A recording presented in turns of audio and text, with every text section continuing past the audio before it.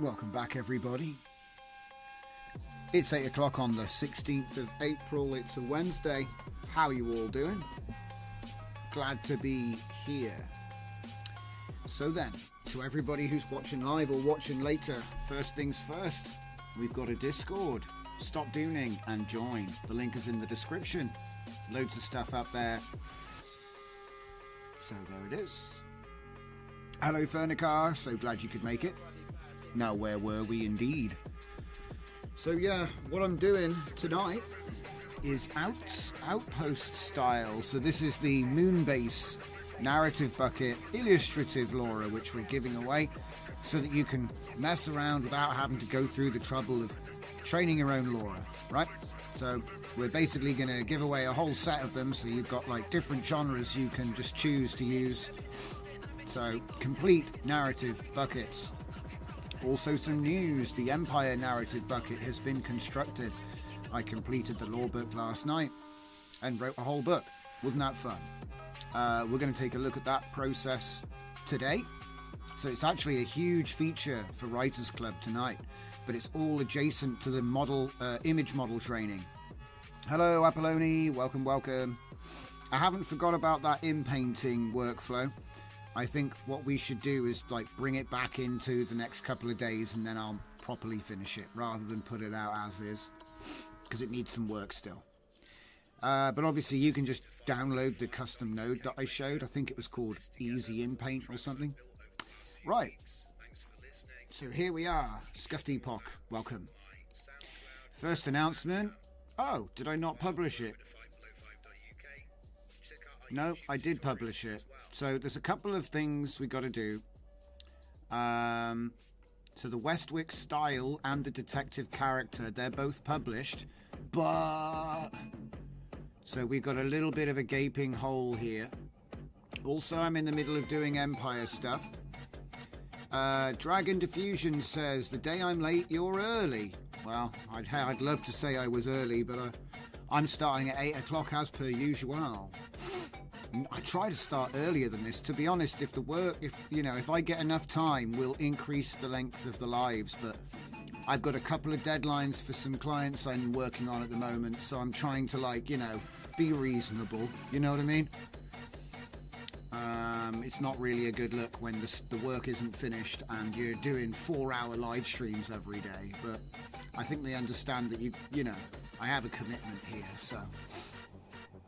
But yeah, like I say, we've been doing the short streams because I'm working on stuff. And, yeah.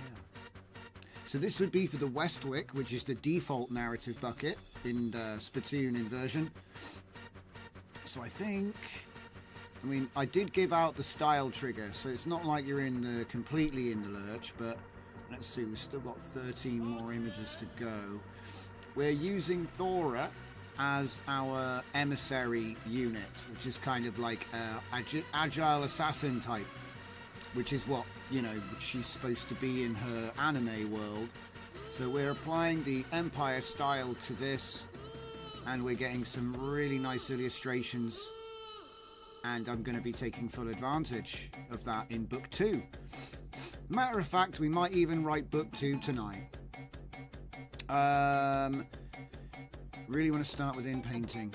Yes, the answer is more clones. I must construct additional pylons. It's true, Christopher. Welcome, welcome. Yeah, it's true, though. At the moment, I'm actually trying to reduce things because I'm like, it started to get out of control. All these different clones were doing all these different things, and I was like, who was working on what? Where is the prompt? Where is the files they were working on? And it's sort of like I was looking for the same thing in 5 different places, and it did drive me a little bit nuts.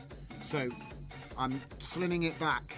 I think I'm going to sell 2 of my computers. The net. Anyway. Just because it's like I'm fed up with it. I'm fed up with it. Anyway, yeah, got to be careful. The automation needs to be better.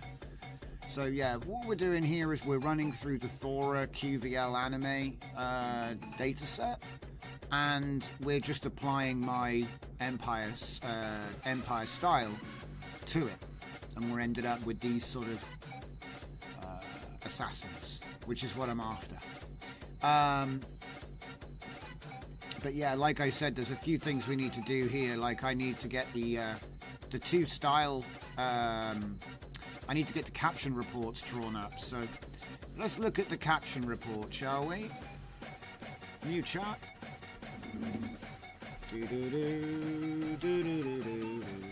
And what I'm going to do is I use the same prompt every time. You should probably just have like somewhere where you have notes. Alright, I'm going to use extended thinking. So as you can see, please analyze this prompt list. We haven't got the prompt list yet, but this is what I'm going to do. So I'll duplicate the tab. It should have my prompts in it already. There we go. So now I can just attach the prompt lists, and it will give me the report for Civet. Nice. Okay. And then we're going to have to find the captioning. No, it's not that one. It's this one. Okay, now luckily we're starting to reap the benefits of the reorganization, guys. It took a while, but we're starting to see it. So here I am, Westwick. So we want to do the character first.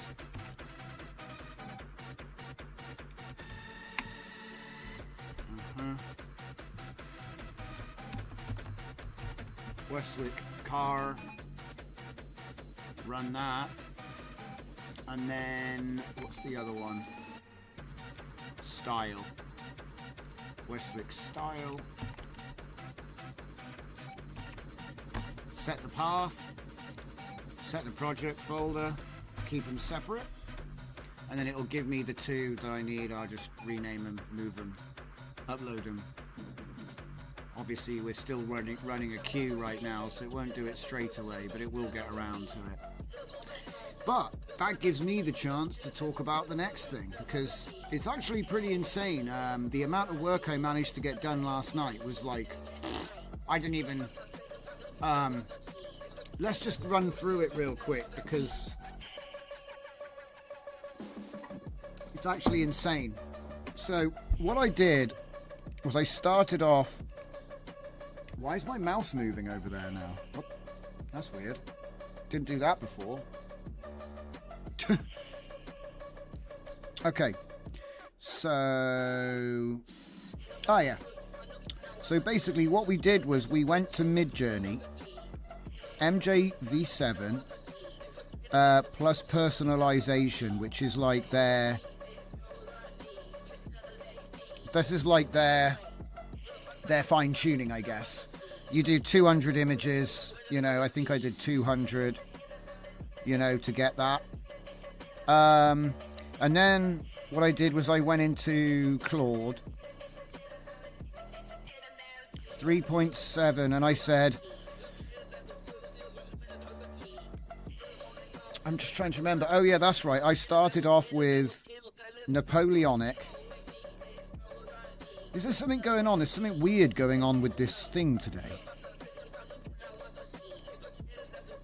Yeah, there's something weird going on with this thing today. Why is the mouse suddenly moving with it? It's very strange. Let me start again. I'm going to do it a little bit more simpler. So, what I'm trying to say is I used... Oh my god, it's black now. Right. I used Mid-Journey. What? What's going on?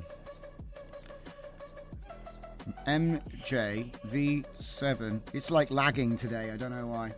Anyway, so Mid-Journey V7, and it was Napoleonic era soldiers, and they eventually became redcoats. Red coat.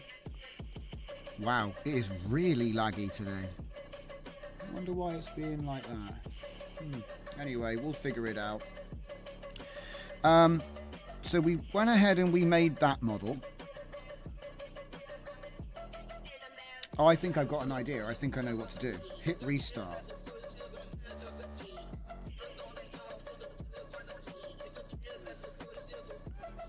Any good? Because I can't read this. This is trash. Sorry, guys. For some reason, the thing is failing me today. I'm just going to use Microsoft Paint again. See, Paint wins. £200 tablet, you know, all the technology and overlays, you know, Telestrator app, yeah. And in the end, I'm back in Paint. I'm back in here again. I may as well have waste of money, mate. Anyway. Grumble, grumble, grumble. Honestly, I don't know why. It's lagging out for some reason. So, anyway. Moving on. So we used... This is even worse, guys. I'm just done with the visualizations today. I'm just going to show you, okay? I'm just going to show you. It's just getting beyond a joke now. Honestly, drives me mental. I'm going to try one more time before I, like, throw this thing out the window. One more time. I'll try it one more time. This isn't going to end well. I've got a bad feeling about it. Okay. So what I'm trying to do, it's so derailing, man. Like, I'm just trying to explain stuff here and it's like annoying. So anyway, we created the Empire style. We created characters. We put the two together, and that gives us our aesthetic. Aesthetic. Which we can then do image to image with ControlNet. And that gives us effectively anything we want in the same style. Okay? That's supposed to be infinity, but the thing's lagging out today. It's not even anywhere near. I'm surprised you can read any of this. You probably can't. But the point is, we started with Mid-Journey. So, MJ. Okay, start with MJ. And then we go into Claude. So, LLM for the lore book. And then we use my prompts to create narrative buckets. See, it's just too much words. This thing can't keep up with me today. I don't know what it is. What the hell? It looks like trash. Anyway, we make the narrative bucket. We get the extra artifacts out of there. Okay? So like JSON, mermaid files, all of that good stuff. Alright? Next, we write a book. Book 1, okay? And then a supplement, because you can do a supplement to the narrative bucket so that you can write, we're going to do book 2 today, and I'm going to show you how we do it. I'm going to show you every step of the process. I know this is a nightmare, okay? But the whole idea is concept, okay? So you come up with your concept and you write, look at it lagging. You write a lore book. Now, me, personally, to aid me with the lore book, I did MJV7 to help visualize my ideas. Yeah? So, use Midjourney to visualize, make the lore book, right? Next, LLM. Okay? And what we're going to do this time is we're going to use my, you know, generate story artifacts. It's all part of Narrative Spittoon Inversion. So we make story bucket. So we've talked about the story bucket before. That's your world, your characters, your speaking style. We're going to go through all of this. I'm going to show you everything. I've literally got a start to finish prepared for tonight. Okay, let's do the light now. Let's do the normal blue. Right.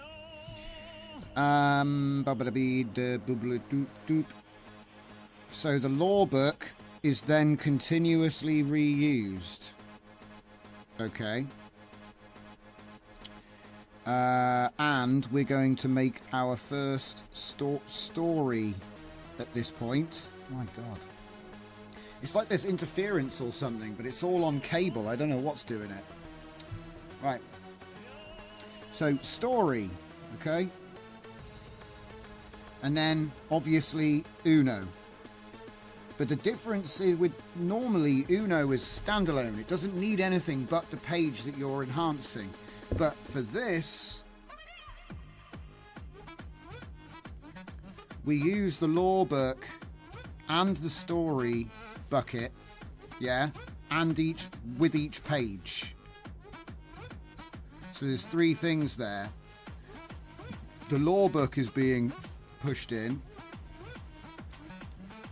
So we do page plus project instructions, which is that's your story bucket, plus lore book, which is used to, you know, that's like the universe, not just the world that your characters are inhabiting in this story. It's the wider world that defines everything, you know, like, so it'd be the difference between following the hobbits around and understanding what the whole land is, you know, all of the lands are, you know, knowing in Lord of the Rings, you understand more about all the countries and cultures. You don't just follow the Hobbit. So the lore book should be like the Silmarillion, basically, you know? Okay. And AI actually likes it to be that chunky as well. Like, it doesn't have, you know, just lots of facts. Just facts. And you could even label them as, like, people shouldn't know about this as well. So, I don't know why my, Right, let me just kill Discord. It's beeping in the middle of the stream. No one's even messaging me. Good times with technology. Okay, so next. So we've got our book now. Okay, we've done it. It's done. It's ready to print right here. I'm trying to make a circle.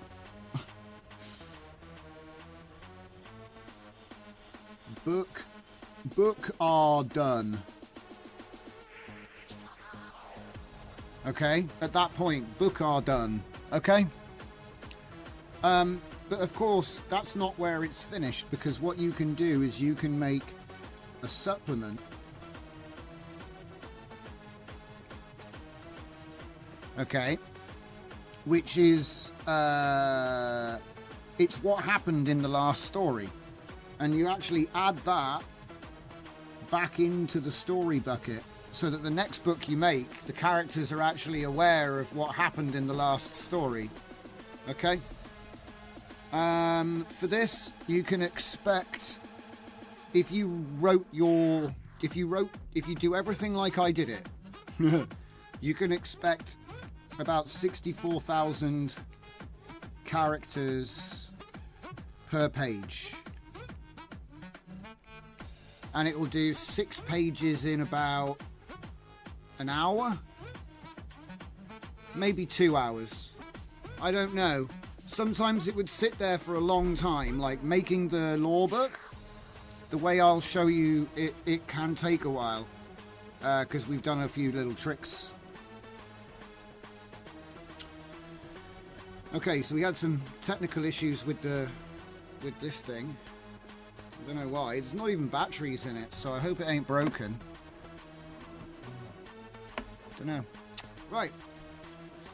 So yeah, basically that's what we're looking at. So let's just get away from this and get back into the...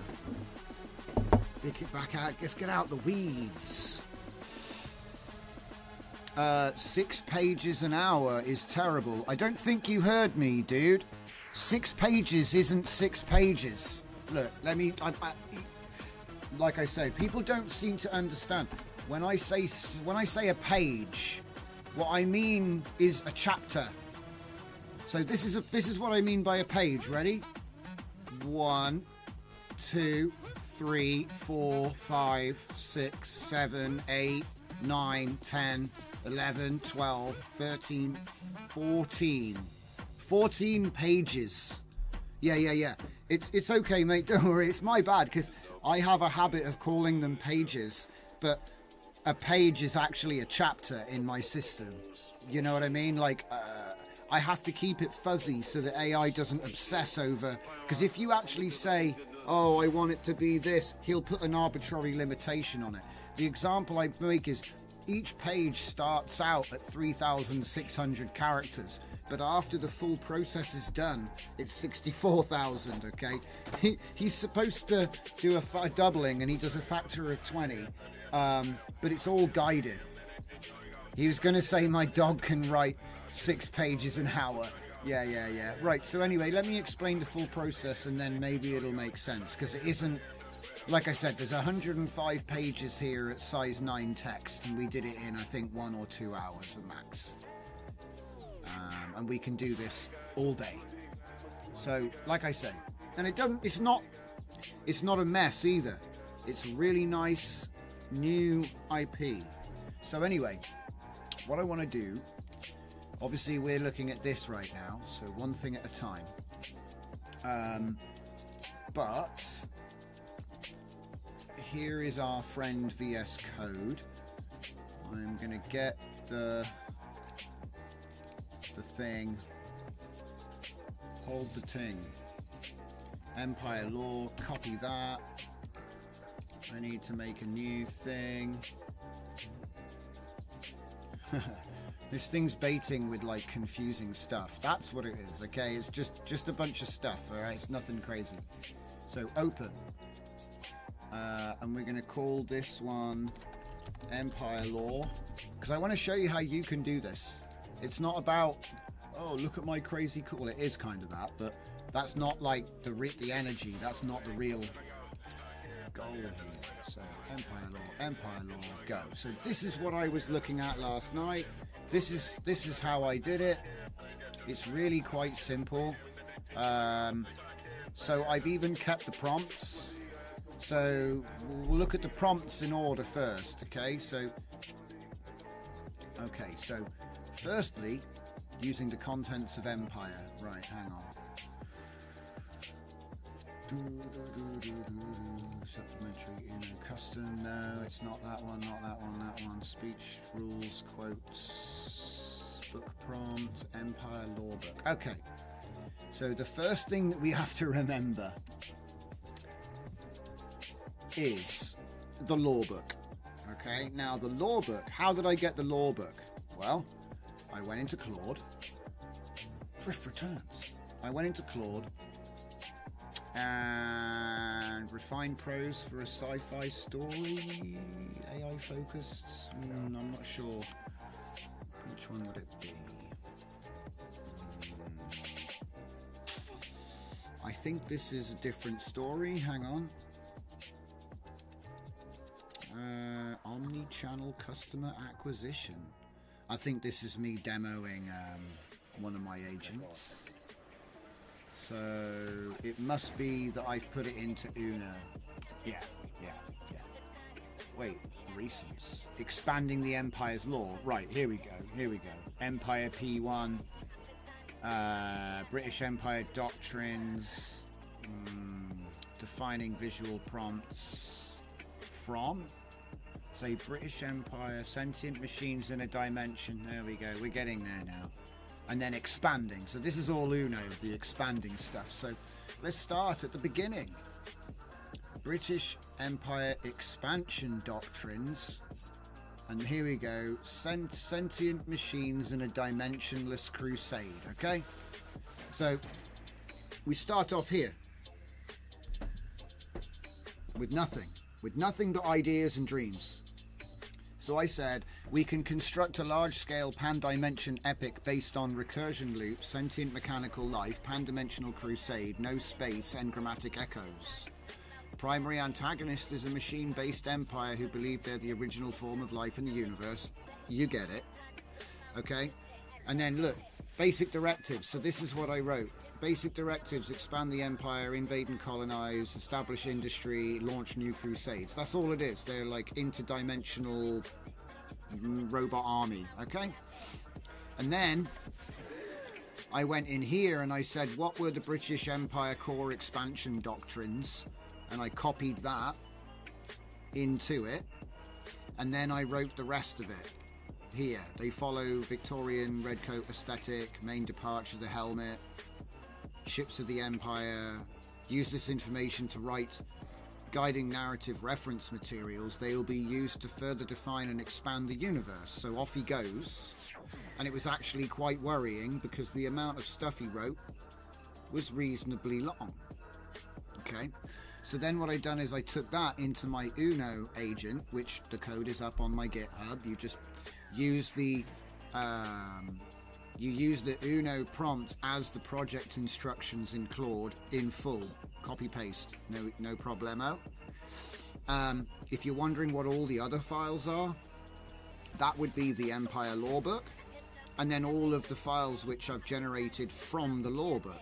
How did I generate those? Well, in Klein, what I've done is I've used my prompts, which I've shown you a whole bunch of times by now. So if I go into the Spittoon inversion, into the prompt section, right? There is a prompt called Artifact Builder, yeah? And then there is another prompt called Extra Artifacts, which makes flowcharts, JSONs, glossary texts. So this is all building out narrative bucket, right, with files which you can then edit and customize to your liking. Obviously it's generated off your ideas, but obviously human in the loop, HIL, means you at each step you curate or edit silly things that AI came up with and fix them along the way, making it more robust each time. So this is the basic concept. It reads the book that you wrote or the lore book that we've just created. It's going to create a world, characters and speech styles. Now, one thing I did do, let's see if I can find it. Did I put it in the plan? Create the final page of the story.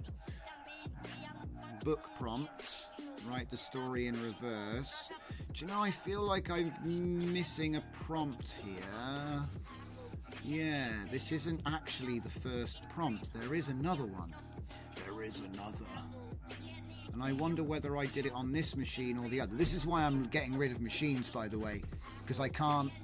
When I have 5 clients, you can never find what you were working on. All right. Back to the files. So do you know what? I'm going to try and grab that prompt real quick. I could just copy it into Discord on my laptop. Hang on. Yeah. Okay. Right. VS Code. Come on. Get into Klein. Summarize. Project instructions. Keep going. Using this template. Project instructions. Using the contents of Empire. Write the final page. Distill the information from lore book into separate. There it is. There it is. And then all the way to the top. And get that prompt. I'm just going to send it to myself so I can add it to this. Because I did add a few extra bits here, which is like important. I need to keep this all complete. So let's go into my notes real quick. Chuck the prompt in there. Right, we are back. So let's just make a new file in there, and I'll say artifact. Oh, it's in the wrong place, but don't worry about it. Artifacts.text. Right, so let's just wrap that so you can actually read it. So this is a variation on the. This is a variation on the artifacts prompt. So what I've done is I've added a few bits. So as you can see here, look, I've added to steer it.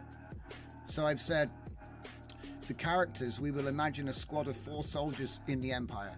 We can use typical Victorian British Empire soldier names with a random soldier personality and speech style, keeping in mind these are interdimensional machines. 2 of them are recently built newcomers to the squad, while the other 2 are Dimensional Crusade veterans from previous Imperial conquest. For the world, we can imagine a snapshot before the dimensional shift, where our characters are meeting on Dimension Prime. They know only duty to the Empire. So this is like the very beginning, the start, right? So I used this prompt with the lore book to generate Empire. That's all of this. Okay, so world, speech styles, characters, and everything else. Okay, in addition, once the first story is finished, I've got story supplement, which breaks down everything that happened in the first book, so that the second book can be aware of the update. You know, they've got the update, right? Also, for accuracy, because I found there was something that they kept doing, which was they kept on like naming. They'd be like, "Oh, that's section 2, regulation 5 of the what's it code." Yeah, when they're in combat, they were constantly like, you know, trying to out-knowledge each other on like Imperial code. So I decided to take the final version of the book and extract these rules that they've got, because I know what will happen. It's a point of finesse. So like, you know, over the course of many books, eventually a character is going to say, volume 742 paragraph 3 says you can't polish your gun on a Thursday, and it won't be the same. So you kind of have to track things like this. It's like technobabble in Star Trek, you know. Once you've used it one way, you kind of write yourself into a box, because you kind of have to do it that way every time once you've established lore. So you need the lore update, right?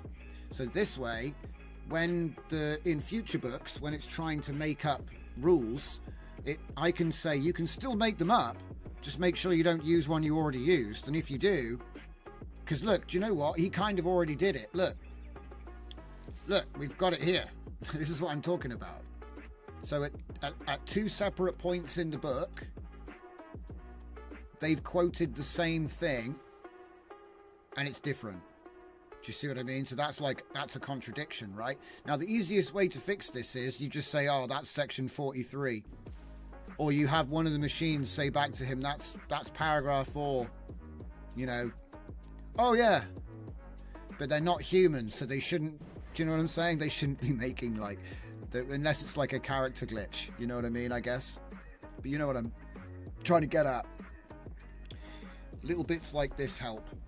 But anyway, we have invasion timelines that are very well planned out, so it's all going to be the same. You know, it's like tactical operations. They're defined. Yeah. I know it's not written very easily here, but if you were able to look at a mermaid, it's just a flow chart. Right. So, at the risk of getting too dry, we've created our Empire folder. That's what this did, right? So from now we've got this, we need the last page, don't we? So let me see. Where is the book, the prompt? See, I've dropped the ball again. Hang on. I got to get my last page prompt as well. Hello, Kurt Curtis. Welcome. So let's see. I need to make the last page. Is that it? Use the template. Use the contents of this. No. Create the final page. There it is. Just grab this prompt and put that in my notes. Because like I said, the interesting thing with this one is we actually didn't write the first page this time. we got it to work off of our story bucket and all the pre-definitions that we've set instead. So if I just copy that, put this into my Discord. What the heck? They just put the server guide link in front of it for some reason. Fun. Alright, so take that. So we're going to go make another one. This is going to be last page prompt.text. Okay, save that, and that should be in plan. Thank you very much. Right, so as you can see here, it says using the contents of Empire, so that is our story bucket, we can create the final page of a story, which is the end of a hero's journey. That could be any story system you prefer, where the hero is the commanding officer of the squad, Colonel Sterling Ironside, whose bravery across the campaign has inspired the new recruits, while his second in command, Sergeant Coppergear, has earned new respect with the rookies, while they in turn have become veterans. Veterans themselves. They're supposed to be veterans, but yeah. All four survived the crusade, which began with Operation Anchor and culminated in a furious battle in Europe decided through a coldy winter. Initially deployed to Egypt and following the Anchor installation, called to reinforce the Himalayas, then following difficulties in the mountains, deployed to the Amazon for the final Anchor, London being installed off-screen, then to the final battle in Europe's Hungarian region. Resistance is referred to as Indies, shortened slang meaning indigenous people, which, by the way, to that dimension, yeah, it's got nothing to do with race or anything.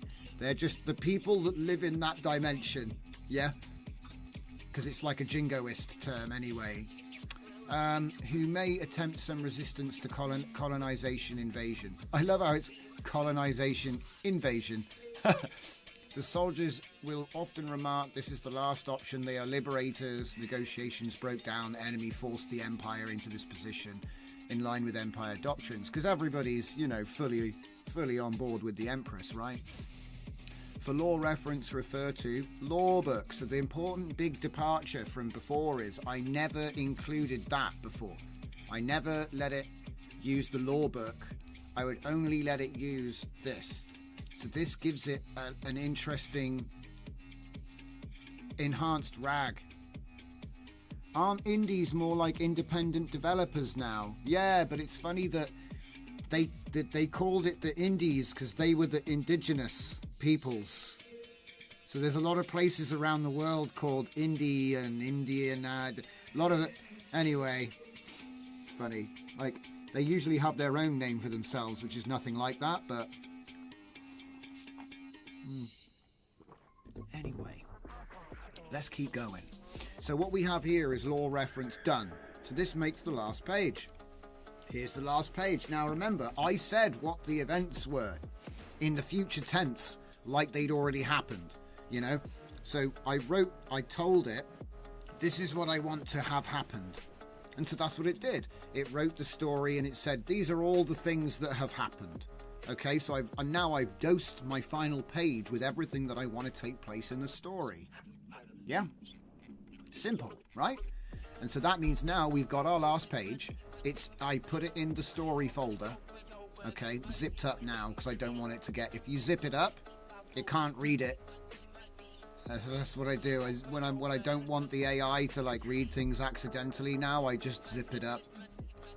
Alright, you can delete it, but it's nice to keep everything in one place, right? So, anyway, so what we do is we put our page 5 in story, and then we run the book prompt. So the book prompt is Splatoon inversion, because we're at the point now where we've actually written our story, and we've written our page. We've got a lore book. The project instructions was generated by mapping everything here. Everything in this folder is mapped with a short description of what it is there.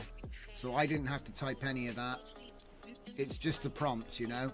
Once you generate it here, you go write me a file called Empire Project Instructions, map all of the files in that, and explain what they, you know, that's all you have to do. And you can tell where it was automatic, because, anyway, doesn't matter. Doesn't matter. But yeah, so this is all plot, right? Cool. And so yeah, we're going to be using Empire Project Instructions and Empire Lorebook. And Empire Lorebook, by the time I put it through Uno, because I put that plan, the Lorebook, when I wrote it, it got put through Uno with deep thinking. And I said, think hard about, okay? I said, think hard about, and look at this thing. Look at this thing. It takes up 20% of the memory of Claude if you upload it to a chat. It's like a Bible. And I actually went through this. I took the time to read through and correct things that that wasn't canon. Okay, so I've like gone through and I've smoothed it all out, changed the crappy names. And then we have, what is this? We have 136,000 characters here, which describes the world. This is like the lore book, right? The lore Bible. Okay. And then I allow it to dip into that. Okay. So we'll get rid of that. So we've looked at the last page prompt. So let's look at the book prompt. So the book prompt is the same narrative inversion that you're used to seeing. Okay. It's Empire Instructions and story page 5. So there's nothing in the first run. I don't reference the main one because it's too much. I don't reference, you know, the Empire lore book, not referenced in the first inversion. Sheesh, how's it going, Eric's? Welcome. So yeah, so like we say, we use our final page, which is obviously here, story page 5, with our project instructions. We invert the story. Hero's journey in reverse. Obviously you'll want to tweak that if you don't want to do a hero's journey, but yeah, that's my point. Off it goes and boom. Alright? We end up with our story. Now this is where I get tricky with it, because normally I would have done everything in Klein, but I know Klein has some problems, so I went back to using the agent for this last step. And to be honest, you can use any agent of your own that you have access to. But let me show you what I mean. So as you can see, this is what I was talking about. See that 26%? 20% is this lore book. The rest of it is taken up. Yeah, anyway. This is all of the stuff in my narrative bucket. These are all narrative bucket files. Okay? So all of this stuff that we've created for our story. Yeah. Cool. This is this, right? I've got that in the chat. So normally when I run Uno, which is my unified narrative operator, that's right, it actually stands for something. It's going to create, it's going to do, well, it does a whole bunch of stuff. I'm not going to go over it right now because, you know, I've probably talked it enough times, but just to give you the Cliff's Notes, it does golden shadow enhancement, environmental expansion, action scene enhancement if discovered, prose smoothing, which is like weird sentence rhythm, and then repetition sniping. So essentially substitutions and whatnot, but in line with your theme. This is all multi-dimensional, so it's like the idea that, you know, I could just like say, oh, it's this, it's not that, it's loads of stuff, but it actually makes sense when you think about it. If you just read these instructions, it's very clear what it's trying to do. All right, cool. So then we put our project in here, and then we use a prompt like this. Look at this, look at the size of this. Ugh. Right, here's page 5. Please, so you put in a page, and you say, please use Uno and think deeply, very important to say that part, think deeply about. It will make it go into turbo mode, okay? Enhancing a single chapter from my book, use the Empire Project Instructions, which keeps it on rails, world, character, speech style, and it's consistent, okay? Each character has their own speaking tics and stuff, and it's 100% all the way through. When expanding descriptions or lore, draw from Empire Lorebook. So, for accurate details, without revealing secret knowledge, or details soldiers should not know from their perspective beyond character experiences. Adhere to the UNO processing guidelines. And let's have a look at the thinking here real quick, okay? So I'll use UNO to enhance the provided chapter, the final configuration. I'll aim to double the length. In fact, hang on, I'm going to use a different page because this is the end of the story. I want to show you, let's do this one. I think this is page 1. Hang on, bloody hell. I'll be there forever if I try to do it with the mouse wheel. Right, so, what's this? Page 2? Okay, that's like middle of the story, okay? So, I'm being asked to do this. The Mountains Verdict. It's about a squad of mechanical soldiers from the Mechanical Empire engaging in a mission in the Himalayas. I have access to several reference documents. Empire Lore Book appears to be the main world-building document with extensive details about the universe. Various technical specifications, equipment, protocols, character profiles and speech patterns, glossary of terms, project instructions. UNO methodology asks me to analyze the page to understand context, focus, scene type, mood and tone, identify enhancement techniques appropriate for the page, apply enhancements sequentially, golden shadow, which is develop underdeveloped elements, environmental expansion, action scene enhancement, pro smoothing and repetition elimination, which is what we just talked about a minute ago. Preserve dialogue, plot points, character traits and author voice. Aim for 200% expansion of the original text, double the length. Let me start by analysing the page I'm working with. So he starts to do the contextual stuff, right? This appears to be a chapter focusing on a military squad's experience completing a mission in the Himalayas. They've just secured a reality anchor at a dimensional nexus point, which is second of 5 required anchors. First was in Egypt. The squad is preparing to move on to their next target in the Amazon basin. And then it starts, these are correct. Do you know what I mean? It's straight from the lore book and the character guide, okay? It's all the same. We got some rookies, we got some veterans. They're learning to be a unit, you know? Dominant scene type, military action combat scene with interpersonal tension between squad members, particularly between theoretical lieutenant and practical sergeant. Mood, tone, atmosphere, tense, cold, harsh. Himalayan environment is hostile. There's both external conflict with indigenous fighters and internal conflict between squad members with different approaches to combat. So let's see what it did. Golden Shadow Resurrection. Develop hints about unusual indigenous knowledge of Imperial tactics and the reference to rogue calculations. So there's a little bit of a B-plot going on here. Sci-fi. There are rebels that have split off from the Empire, and they might go into these dimensions, try to help. They're trying to stop the Empire expansion by preparing, and this is what that's the whole book. You know what I mean? I'm not trying to spoil the whole thing, okay? But it's like a concept, right? Dimensional warfare. Environmental expansion. Enhance the descriptions of Himalayan setting and the reality anchor. Action scene enrichment. The combat scenes could benefit from more visceral, detailed descriptions, which is what this does. Prose smoothing. Existing prose is good, could be enhanced with more varied sentence structure. Repetition elimination. There are some repeated words and phrases that could be varied. And off he goes. 872 years old with 17 dimensional campaigns. There's your colonel. There's your sergeant, 317 years. Static bursts, because damage to vocalizer. A lieutenant, only 3 years old. No field experience. Perfect voice, you know. And then Private Thomas Cogsworth, 7 months old. Curious and forming identity. So yeah, so you got like a range of characters there. Okay, and so he goes, look at this, this is funny. Like he goes, the original text from page 2 is about 13,000 words. My target would be 27,000. Should we see how many he actually did? Page 2. Let's see how close he was to his target, guys.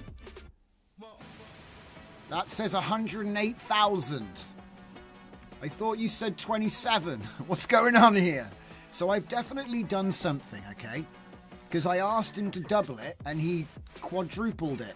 And this is something that keeps happening. And then when you read it, you're like, damn, it's actually super rich and it's not full of errors. Like, I'll be real, I've been editing these, I find like 1 or 2 problems per page.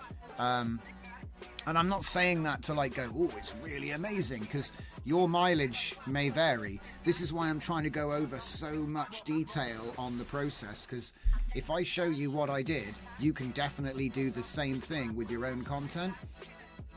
I've even been doing this with like non-fiction lately, and this process is equally as good. And I think it's because we're breaking it up into little bits, and we're keeping a human, me or you, in the loop to make sure that, you know, all those brooms with buckets of water don't get out of control, right? You can slap them back every time they get a bit out of control, and having yourself in the loop. So it's just like at every point, you know, like obviously at this point, what my last job is to read it. And I'll be honest, it's kind of crazy actually. I had a tear in my eye reading one of these chapters because it actually genuinely surprised me with what it did. I was like, that's such a thoughtful thing to do with this point in the storyline. And it followed what I wanted. Like, I was more of a stage director. I had written the play, I'd done the costumes, I did all the backdrops, I hired all the actors, I gave them all, I wrote their scripts, you know, and they did everything I wanted. So it plays out naturally, not like forced. It's not like badly written because because it knows how to make it, how to form the story in a natural way is what I'm saying. I'll admit there's a few bits where it's a bit like heavy on the, you know, the military, because it is a sort of military squad drama. So it's going to be like, oh, Commander, look, Commander, 50% parameters, or 3% chance of failure. You know, it's going to be full of a bit of, you know, tactical mumbo jumbo, right? But look, if I just look, scrolling down, I'm not spoiling anything, guys. I'm not spoiling a damn thing. I could read out it writes so well and with such detail, you know, you can't spoil it. So much cool stuff actually happens in the story. I was like surprised. There's a few bits which I would like to change. So what I want to do next is work on what I call narrative in-painting, where you can take a section of text in the context of the full story and change the events without actually having to go in and, because if you just go in and change it, it will look like blue paint on a red wall. But if you can stage direct and in paint, then that means you can have more control over the scene without it actually like standing out like a sore thumb. Because I tried my best, guys, but to be honest, with all of the rules, you can't remember all of the rules. Even if you made it up, you'll be like, oh, what speech style? I can't remember that one character. Does that character have you know what I mean? Like they have a funny, you can't juggle it all. It's almost too rich once you're finished, I mean. And so what I recommend is an in-painting technique. But I'm going to bring that guy, I'm going to be bringing that to you guys very soon. So anyway, after we've written the story, we've got all of our pages written, I did the supplementary prompt.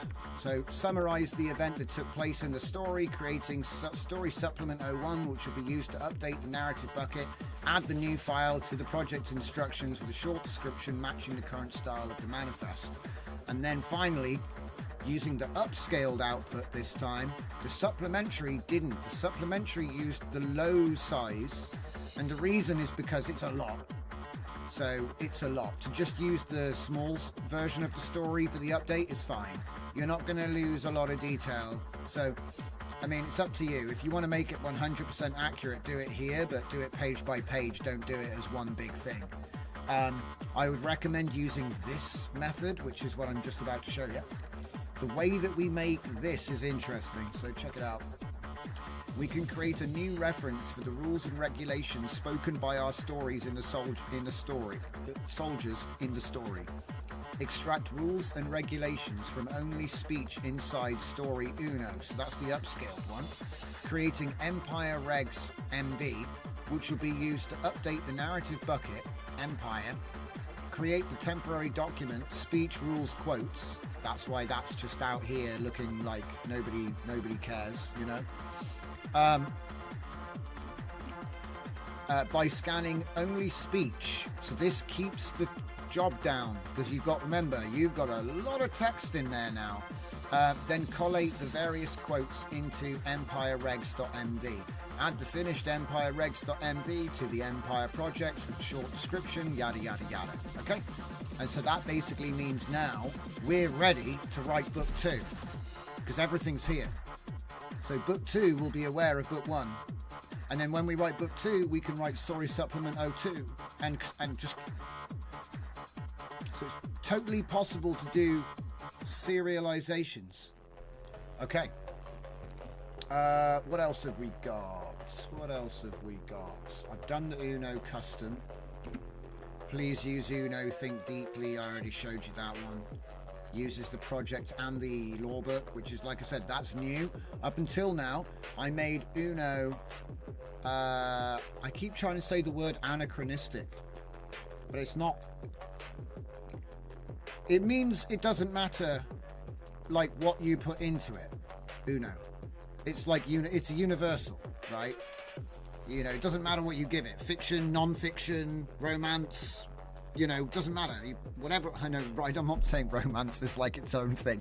I'm just making random lists, okay? The point I'm trying to make here is that what I've done is I've changed Uno to almost be a fine-tune for Empire. By adding the Empire project instructions and the Empire lore book and then calling them out in the prompt, you essentially get a fine-tuned, unified narrative operator for just this series of books. That's what I'm trying to say. It's kind of nuts when you think about it, what's possible here, because we've got choose your own adventure variants of this, we've got comic variants of this. Okay, it's actually nuts. And it doesn't care if you're doing fiction or non-fiction. It just doesn't care. It's just like, what do you want me to write, boss? It's the best typewriter ever. Okay. And as I say, these narrative buckets can be used with a whole bunch of my different projects. So, like, we could put this into high-vid moments, and we could do short video generation. It doesn't end. There's just so much you can do with it. Pardon me. And like I said, in book 2, what I'm planning on doing is adding Thora to the squad. So we've always got to find a way to get Thora in there somehow. And so I'm trying to implement a new character class. And then we're creating the artwork from the Thora dataset. The actual dataset, not the outputs, interestingly. And it makes me wonder, what if I generated Thora, what if I loaded Thora in, generate the image this side for the Thora and then plug it into the store and then do the image to image. We've done this before in the past. It's just been a while since we've slammed it all together. Let's just take this down to like 4. So right now this is the style. It's a complete mess. But very experimental, loving it. And what I want to do is essentially just make a bunch of key art so that we can train this character into the collection, which is, it's just a empired version of Thora, really. Yeah. And I'm obviously using the image prompt node to bring them in. Really what I need to do is I need to find a fat output folder and either pre-caption them and make another data set, or just turn QuenVL on and go back to generating a prompt for the image. I mean, it's self-descriptive, really. It's But yeah, because it's a new universe, you can do whatever you want, right? I could just bring in, oh, this is a new unit, guys.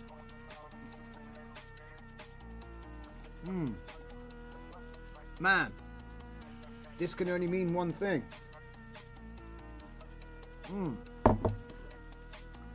Coffee time.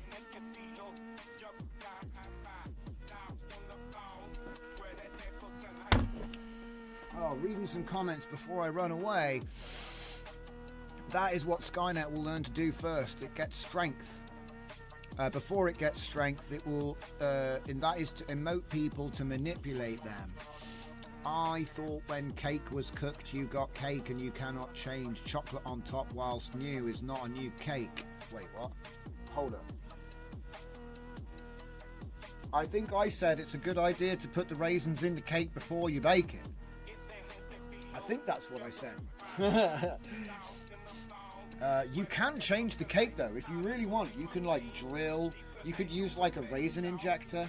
You could like stab it in and like push the raisin in one at a time. Just, you know, it's like you need to make sure you get exactly the right number of raisins in exactly the right place. But yeah, generally you're supposed to do it before you cook it, not after. Generally, you know. I'm not a chef. I don't want to.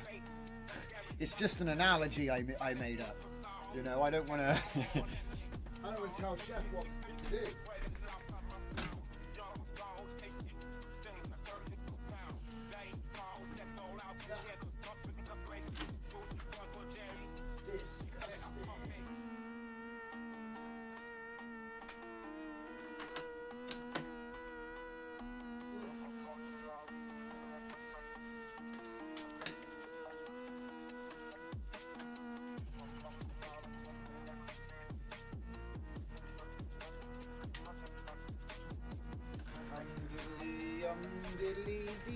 That's not a good one.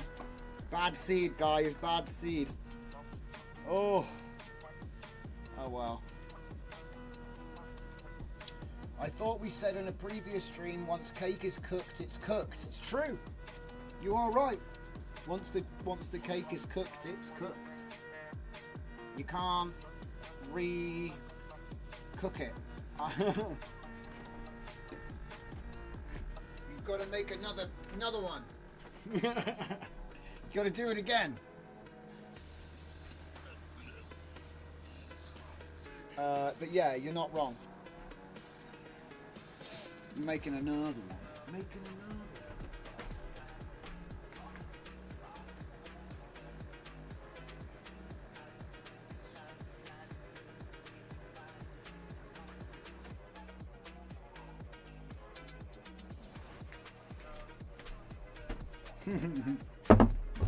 Alright. We're back. We are back. What is going on? Alright. Hello everyone. We're back in the building. So what's going on? This is a nice one actually. This is what I'd say. This one's a keeper. Because it's got the combat helmet and it's got the hair and it still looks like Thora.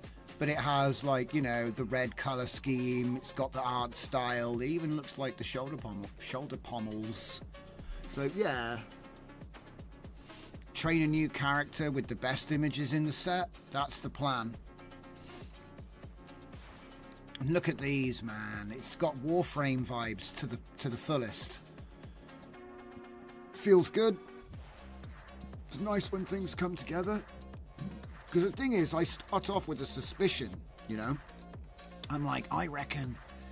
And then I like put it together in my head. I go, oh, I reckon if I make a bunch of these images and da-dee-dee-dee-doo. It's a whole bunch of work, but by the time you get to the end of it, you can create universes. Like I showed you guys in the past, the agent for the universe. Like I said, that got... Narrative Spittoon is an evolution of the universe engine. It's all the same stuff. We've just kept making it better over time. Again and again and again. Just keep making it better. Makes me wonder what it'll end up being. It really does. But like I said, this for concept art is beautiful because it doesn't matter if they're different because that introduces variety to the final character model. So this is all fine. And like I said, if I really wanted to, I could do in painting after. So you train the model and then you go back to the data set and you go, right, I'm going to make this look like a perfect hand with in painting, for example, right? And you could check the data set for good hands, make sure they're all good, retrain the model with no changes to the captions. Now you've got good hands. See, before, I can remember people used to like manipulate block weights or find another AI model which had good hands and literally steal the UNet block data in a merge rather than just getting good hands in your own data. And the thing is that that's because they were scrapers. They couldn't create their own data, right? But if you've got your own artwork, and that could be AI generated artwork, it doesn't have to be hand drawn or photo. Obviously, I do believe it helps to keep a blend when you're doing your own stuff, but that's not the point. The point is you can do it purely. Like this was done purely, these image styles, purely from Midjourney. Purely from Midjourney and then retrained. And it's like people can say, oh, what's this? This is crappy. I don't care. This is about atmosphere and intent to me. I don't care whether it has 12 fingers and a weird face. It doesn't matter. Because in this world, they're not human anyway. They're all machines. Twisted abominations. And that's why it's fun to me. Because you can do whatever you want. Like I said earlier, you can do whatever you want. Oh, you know, it's like when people say, that's not what that looks like. You say, well, it's my thing. So actually, I say what it looks like, and it does look like that. So it's like the whole, you know, people go, oh, does it look good? Doesn't matter. When coherency, when, says Vascular de Gamatron. Yeah, I think you're, yeah, exactly. When coherency, never. Coherency, never. In your face. Put this in the art gallery. I want to see people squinting. Huh? Yeah? What if my intent as the artist was to make people pull funny faces in art galleries? Ooh. I think that's funny. Anyway. So what I'm doing here is obviously I'm running some of my Thora stuff through a complex prompt, which is GKG Soldier E9, Empire Style E8. Both of them are up on Civet, released already. And then we're running that with Empire Style and Thora QVL. And what are we doing? We're using the actual prompts that was used. So like, for example, I could, if I wanted to, I could just add Thora QVL here, and because it's correct, you know, the triggers are all in there, right? So I could say, but I don't want the, you know, I don't want it to have such an influence over the, I don't want it to have such an influence over this, which it will, right? So say I turn off Soldier, because there ain't no Soldier in this, just Empire Style and QVL. Okay, better change this just for the,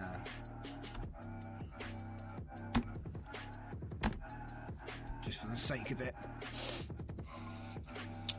Run, it's probably going to take a minute because it might have to reshuffle the stack. I don't know. Yeah, it's going to have to re-clip itself.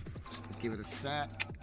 I do have it on 1.5 as well. We could turn that down to 1, but I want strong prompt following for this one.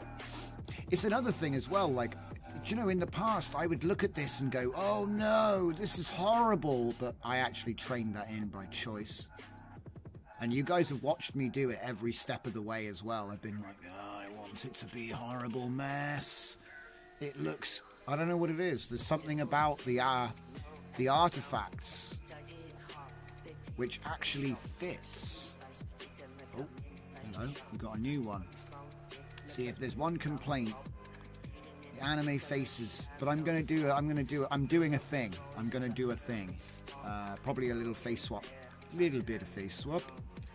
Yeah, see, yeah, right, I know why. It's because this has got the anime model on it now. So it's kind of, this isn't what I'm going for. No. but I am going to do a thing.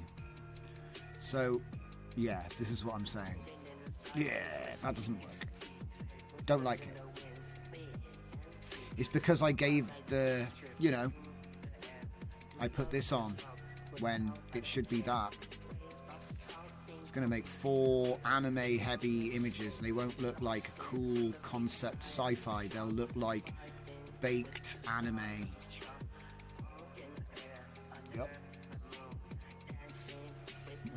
It's kind of interesting though, the colouring style. It's like a cracked leather.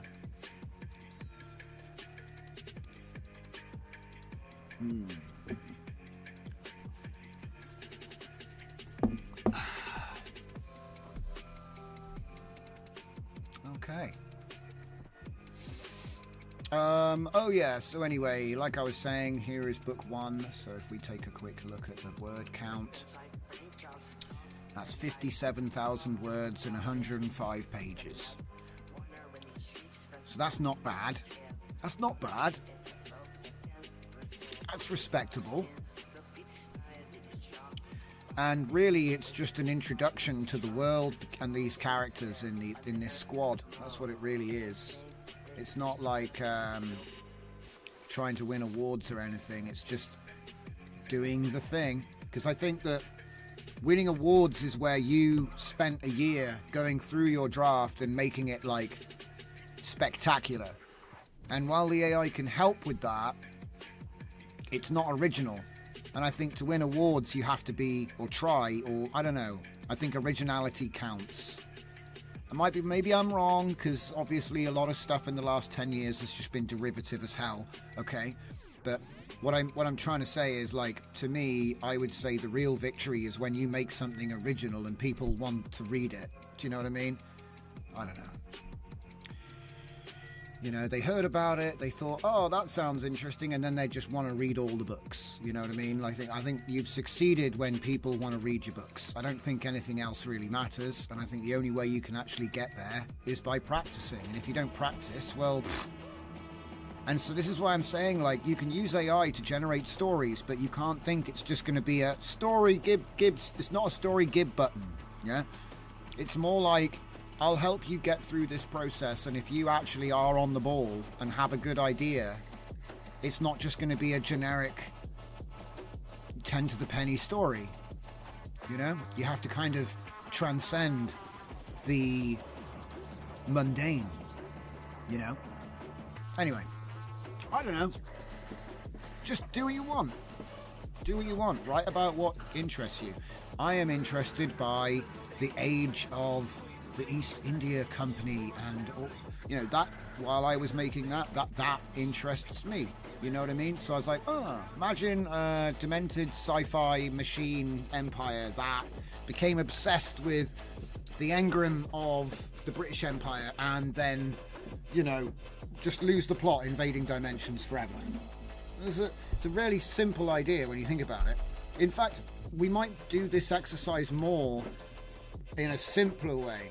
So we just go, I'm going to create Banana Man, and it's going to be a comic, and it's going to be a 3-panel comic strip, and he's going to be like, I'm Banana Man, I saved the day, the end, right? And then we make an image Lora for Banana Man. Obviously you can't do that because Banana Man is actually a real superhero who actually does look like a banana. Look it up. It's a real thing. He had a cartoon show, like animation. You can watch Banana Man, the animation. It's a real thing. Anyway, it's probably ancient now. It was old when I was a kid. Right.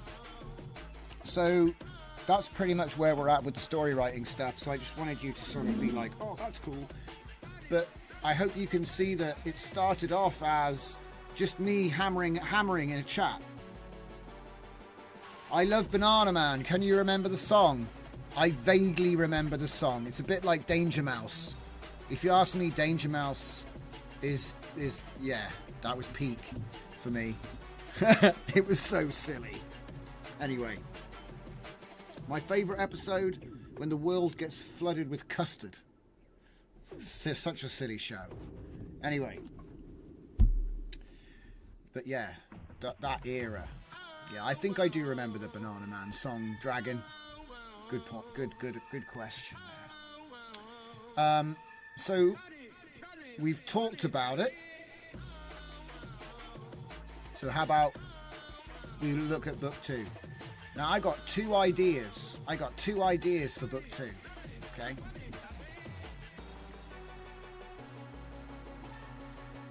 Do you know, I don't know if I've ever seen the first episode of Danger Mouse, mate, because it was all BBC reruns. Okay, so there's 2. Wow. Book 2. Is it like I'm pushing too hard or something? Maybe. Okay, book 2, right? So I got 2 directions. Well, there's many directions I'd like to go in, but we've just done our first campaign. So campaign 1 done. Okay. And so I tend to think of it a little bit like a video game. Okay. So all of these are different ideas which the story could go.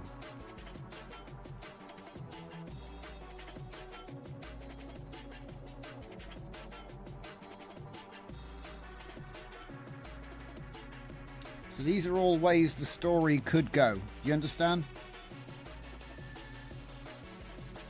Like a video game. You have a choice. So like, I like the idea that there's this rebels, for lack of a better word. Right? I like the idea of temporal rebels or interdimensional rebels, okay? But it's not like they're not like Star Wars, you know? That's not what I mean. I don't mean like Star Wars. I just mean like there is, you know, it's not just this empire just invading dimensions constantly, yeah? So I had this idea that the rebels, there's a trap. Do you know what I mean? So the rebels have staged a trap, right? That would be, you know, one way it could go. And then another way it could go would be new member. We're a 4-man team. Who's this girl? Standard. Well, actually, they're not a 4-man team. One of them is a woman, but you know what I mean. They get a new member, right? Which is probably which way I'm going to go. Because generally speaking, what I do is I think, well, what do I want to do for these things? So, like the rebel trap, my idea for that off the bat was a non-Euclidean dimension ambush, right? Which I thought, oh my god, that's so insane. I should probably do the next idea. Because it's sort of like, you know, I'd love to tell that story, but it's almost like reaching. Do you know what I mean? Because it's like you're actually you're trying to do something that's quite complicated and high level there, and you probably won't pull it off. You know what I mean? So maybe for book 2, like, what's the name of that show? Curb Your Expectations. When I first saw that title, I thought, oh, that's a bit like bit doomer, isn't it? But it's a joke, isn't it? It's a wordplay. Curb Your Expectations doesn't mean curb your expectations. It's like there's a road and the road's got curbs at the edge of it. So your expectations need to have curbs to go in a straight line or something, right? So it's like the writers are having a bit of a joke with the name of the show. You know, I'm not saying that's what it means. I'm just trying to give an example of the wordplay there. Which is an important aspect when you're writing. But anyway, yeah, I think I'm going to do the new member storyline because I got a good idea of how I want to flesh that out. I want to attach an elite unit to this four-member squad. We've already been showing off the thing. I've come up with a whole bunch of lore about it, and so I want to show you. What have I done? Should I give myself a beard as well at the same time? Yeah. So what I want to do is I want to show you how I'm going to go about that. So because I've already showed you this is how you build the thing, this is how you make the story, this is how you make it better. I've got you concurrency with the next, but already done all that. So how about we hit the next step? So the next step's pretty simple here. I'm going to go into my plan section. Let's close these down so it doesn't get confused. There's a lot of stuff in here now. But I think I'll get away with it. So I want to create a new file. I want to call it book2plan.txt. Now there's a couple of things here. It's more than just the prompt. There's going to be a couple of prompts. So one, introduce new character. So that's the goal. So I want to introduce a new character. So two, define the character class. Because remember, we haven't got a character class. Yeah? We've only got what we've got. So we haven't actually got a character. So we need to add that. Lore for new class. So, you know, we need a Lora. Well, yeah, we do need a Lora as well, but I actually meant lore. So the lore for the new class. Okay, and when I say class, I mean like, you know, engineer, sniper, technician, medic. Those are classes. You see what I mean? Introduce new character, define the character class, and then add lore for the new class. Okay, and I think that is going to be enough. So introduce new character. So Emissary, the Emissary unit. Emissary unit. Okay, so these are agile, stealth, recon, assassination, specialized units, which bear the face of the Empress. So I am deliberately hitting on the face of Sanguinius from the Blood Angel faction in 40k, which is my favorite faction. Okay, I do this because I'm a fan, not because I'm stealing. So we have the face of the Empress. And do you know what? Do you know who they're really stealing from? Before anybody, because this is the funny thing. I come with receipts. You want to see the freaking receipts? Here it is. Roman death masks, guys. Roman death masks. Yeah? It's not like someone came up with it. It's real. Dragon says, Blood Angels, pah! Yeah, but I'm literally talking about something which is famous, okay? The famous thing about the Blood Angels is Sanguinius, and he has the face mask. Yeah? It's kind of iconic, but it's actually just Roman Greek stuff. Okay. Look at it. It contains the blood ruby, which is among two sources of the Primarch's unadulterated blood. There must be a lot of that lying around, right? So there it is. I mean, I thought he'd been dead for 10,000 years. I guess those blood crystals are getting pretty rare, huh? So anyway, these are agile, stealth, recon. I love 40k. I'm just having fun, right? Assassination, specialized units which bear the face of the Empress. Okay. So we're going to go on about how they get special training, you know, these units are engineered with special engrams, here we go, designed by the Empress herself. I love it. It's just like, she's like a Custodes, okay? She's just like a wish.com Custodes, okay? These units are engineered with special engrams designed by the Empress herself. Woohoo! Yeah, I love it.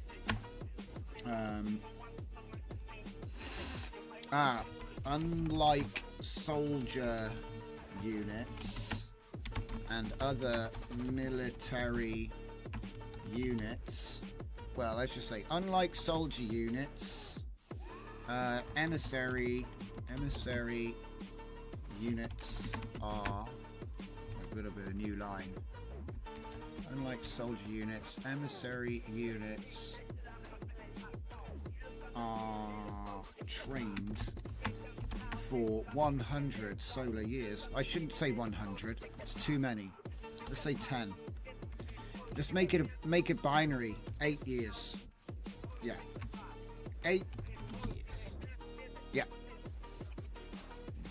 Unlike soldier units who can be deployed after 6 months from construction, emissary units are trained for 8 years.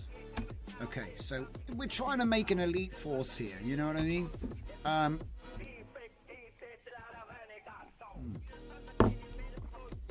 Okay. Attached to... we make it more exclusive, okay.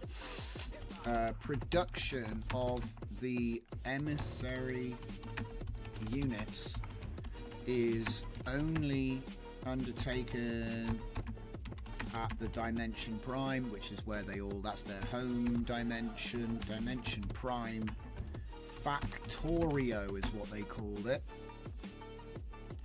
I think they called it Factorio, or is it Factoro? Factori? I think it's Factorio. Hang on, I need to check this. World Factories.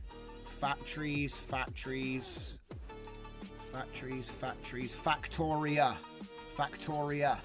Okay, not Factorio. Factoria. See, I don't even remember. There's so much lore. I bet that's Welsh, not Roman. And Factorio is a game. Yeah, I know. See, I was getting mixed up in my own head. Anyway, so yeah, the Factoria. At the Dimension Prime Factoria. Yes. Okay. Under the direct supervision of the highest ranking officials, whatever that means. Cool. Now then. Emissary units operate. So this is why the guys won't like him, because they operate independently. So we're going to be hitting the Inquisitor vibes, you know? Oh, I can do whatever I want, you know? I'm just going to run off and do whatever the hell I want, and it's actually a problem, right? But not if they're successful, you see what I mean? So if you've got a good emissary, they're actually getting stuff done, and it's like, oh wow, it's great to have Captain America on the team. But if it's a bad emissary, it's like, oh, you just screwed the whole lot. You know? Anyway. And it's our ass, you know, because obviously the soldiers are going to get it. So emissary operate independently. Operate entirely independently from their attached squad.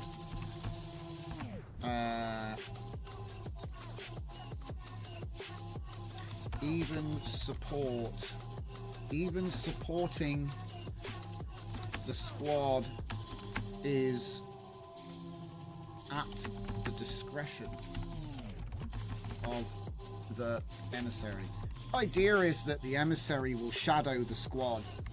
That's the basic idea. If you've played Metal Gear Solid 5, Quiet is similar in function, you know? She's always there, but you can't see her. She's just over there somewhere, yeah? And you could call in a headshot, you know what I mean? This is what we're going for with this emissary thing. So you've got like 4 guys that are doing their soldier thing, and then there's a free agent shadowing them, and that tactical, you know what I mean? That's what we're looking at. It's probably like really dumb because, you know, I've never been in the army. Do you know what I mean?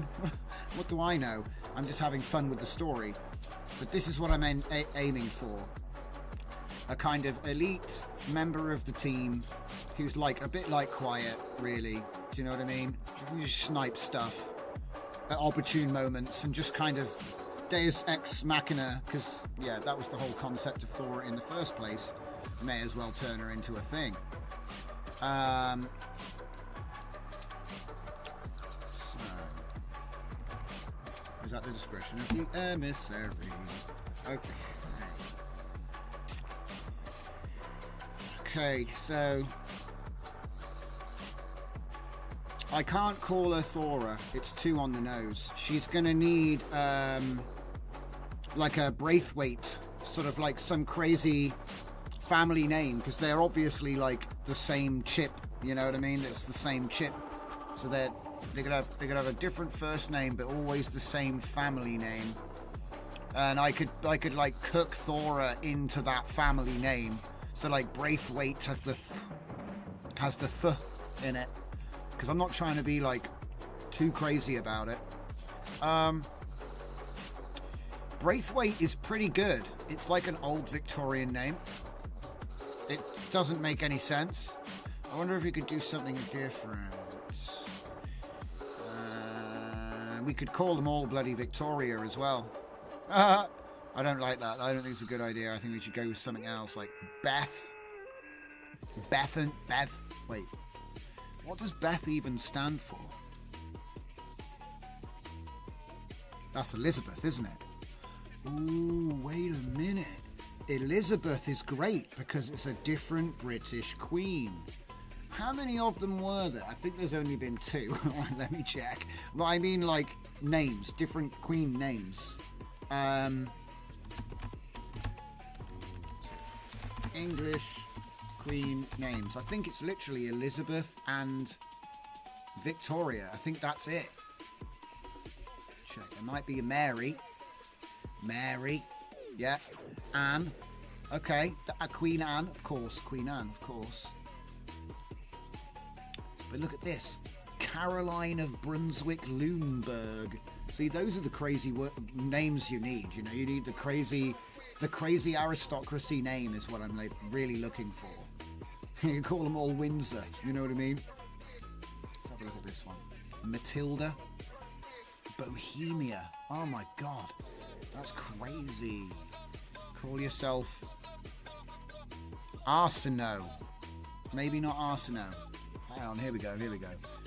So, Matilda, Eleanor, Isabella, Philippa, Joan, Catherine, Margaret, Anne, Jane, Anne, Catherine, Anne, Henrietta. Mary's obviously a popular one. Alexandra. Charlotte is a good one.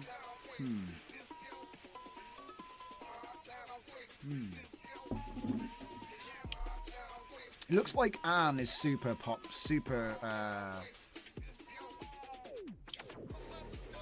Eleanor, Catherine. Catherine is Kate, Cat. I think I'll go with Catherine of Aragon. There's a famous one. So it doesn't actually say what their surnames are, though. Catherine Grey. You could do Lady Jane Grey. See, I'm not trying to do a hat nod to anyone. People will think, oh, he's doing a hat nod. I'm not doing a hat nod. I'm just trying to get a name that's like doesn't suck. I'd rather use a real name. 1761, 1901 to 1910, Alexandra. Alexandra, Queen Consort. Princess of Schleswig, Holstein, Sunderberg. Look what I mean, you know what I mean? Look at the title. I'm going to say like 5 town names. I mean, Alexandra is pretty good.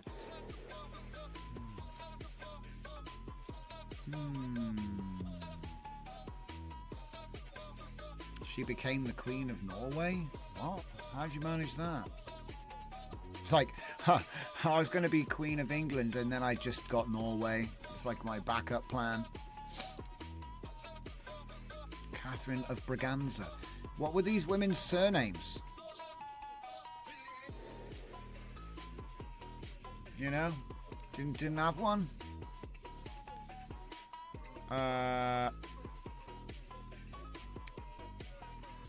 Yeah.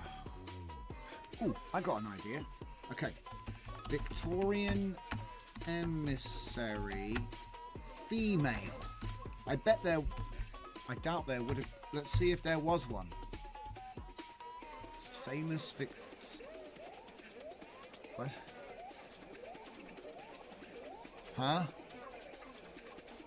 What? Oh no. I was trying to find an ambassador, a Victorian ambassador that was female, and all I found was that a British Navy captain was given a girl as a gift for Queen Victoria. Oh, that's not what I was trying to find at all. Women of the Victorian era. This will be interesting. Okay, let's just pick a cool name from the list.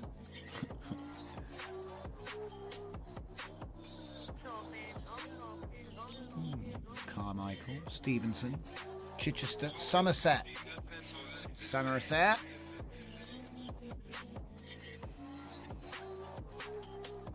Viscountess Amberley. You see what I'm talking about? That's what I'm talking about. I don't care about what this person is or anything. That's not what I'm talking about. The name. Viscountess Amberley. Amberley is really quite pretty. It's got the word amber in it. You know? It's like Silverman, but it's Amberley. It's kind of more natural. It's nice. So I think Amberley is what we're going with. Catherine looks good for a first name because it has the Thora. It's not Thora. I'm not going to say Catherine. I'm not really bothered. I just like to have a little bit of DNA to hook it all together. You know what I mean? So, lady... Well, she won't be a lady. She'll be an emissary. I'd say Catherine Amberley is pretty sick. It's just a cool name. Amberley. See, I was going to go with something like Alderley or Alderman or something like that. But Amberley, that's interesting. Use a Welsh woman's name. Let's try it, because I'm not against it. Welsh women's names. Because remember, this machine empire is obsessed. They're obsessed with the Victorian British Empire for no reason. Okay, Mifanwi. What was the last one? Mifanwi Amberley. Mifanwi. Meredith also has the th.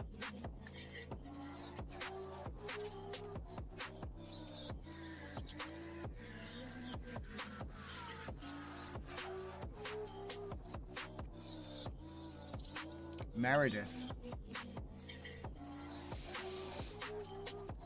Oh really? Meredith is Marge? No way.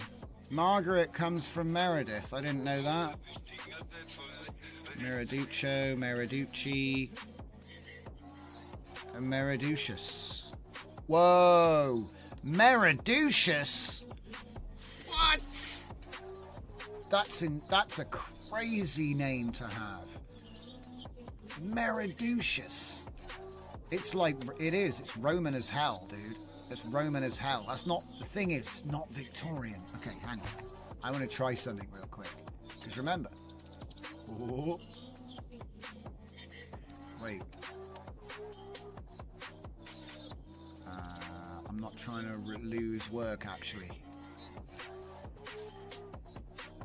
Is it going to do that every time? Yeah, it is. Okay. Meriducious. Please speculate on variations of this name, assuming an obsession with Victorian British Empire aesthetics. How much do you want to put into just choosing a name? Do you know what I mean? Everything. Everything. Female. We are developing a female character. So try again, Claude. I probably should have said that, shouldn't I? Meriducious. Lady Meriducci. Meredith. Yeah, see, it knew it's Meredith. Meriduca. Pembroke. Wow, Countess Meriduca Constance Dude, this is what I'm talking about. That's more like it. You give the emissary the rank of countess or something. You know what I'm saying? I don't know if that would make sense because she's an assassin. Let's ask Claude. Okay, would it make sense to have a Victorian British Empire emissary who is an assassin? It's so funny. It's like, what? The AI's like, what am I being asked now? What is this monkey asking me this time? Would it make sense to have a Victorian British Empire emissary who is an assassin holding the it's not really a rank, is it? The status of what was it? I've forgotten what it was. What was it? Countess. Yeah, let's just go with that. I like Meredith. I think Meredith is sweet. Well, you're saying it's Meredith. Meredith. I think that's just you're talking about accent stuff now, bro. You know, is it garage or garage? You know, that's just accent stuff. I could say it 8 different ways to Sunday, and it'd just be the accent. Go to Scotland. It's Meredith. Come down here. It's Meredith. Yeah, I know. And Wales, it'd be a bit slower, right? Be a little bit slower. Meredith. I've never heard anyone say Meredith. You could say it like that, couldn't you? Did I nail it? Let me know. Is a duchess Dutch? Yeah, is a lady a lady? Hey, they just found out in the court today a lady is a lady. I never saw it coming either. They had to go to the highest court in the land to prove that one. Victorian era, 1837, 1901. Okay. So, female assassins were particularly effective at this period as women were often underestimated. Countess would have had the social standing, wealth and freedom to travel extensively. Character could navigate diplomatic, blah, blah, blah, blah, blah. Yeah, so yes, actually yes, it's totally fine to make them countesses in the military because then that's how they get the freedom to do whatever they want. Gogs up north are slower and the south are faster speaking, but yes, I nailed it in the last effort. Thanks, dude. I am actually the Welsh champion of a skate park that burned to the ground. Yeah. I'm the last champion of the 20th century, and there was never another one because the Welsh burned the skate park down. Sad times. I think it's come up before. It was in the Goldie Looking Chain. Guns don't kill people. Rappers do video. You'll see the skate park in that one. I was there when they filmed it. I don't think I'm in the videos though. Right. So this is what we've got. Countess is good. So that means now we've done our research. Okay. Emissary. All emissary units hold a. It's like a blue blood rank. It's not a military rank. They hold the status of, what's it called? We just spent all that time. I've just got the shortest memory at the end of the streams, you know. I'm like, trying to hold on to grip. Countess. Hold the right of Countess and share the same family name of... The family name was... Meredith. I don't know about Pembroke, but I liked Countess Meredith. This is really funny. It's like the amount of planning that goes into this. Pembroke, and it's Meredith. Oh no, my TV's going to turn off. Don't do that. There we go. All emissary units hold the status. Hold the diplomatic status of Countess. What's it? Countess are female and share the same family name. I still think that Amberley is better. I think Meredith Constance Amberley is actually pretty good for... So then it's like the way that you tell them apart is they have a different... these names, but they're all Countess Amberley. All of them. They're all Countess Amberley. But you're dealing with Meredith this time. So what I'm going to do is I'm going to take this for my character generation, right? Okay. The formal name of the new, what is it? Formal name of the specific emissary that will be joining the squad in our story is Bing. Call me Merd for short. I don't know. She'd probably say, refer to me as Countess. You know what I mean? At first, you refer to me as Countess because that's, you know what I'm saying? It's like aristocracy stuff. But I think that as the story goes on, she'll be like, you can call me Mary or something. Do you know what I mean? I don't know what a woman named Meredith would call herself for short, but I'm thinking it might be Mary or Mary. Do you know what I mean?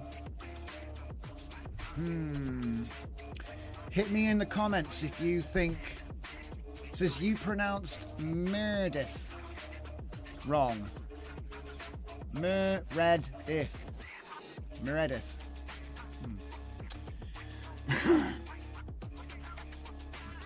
Anyway. Okay. So, pardon me.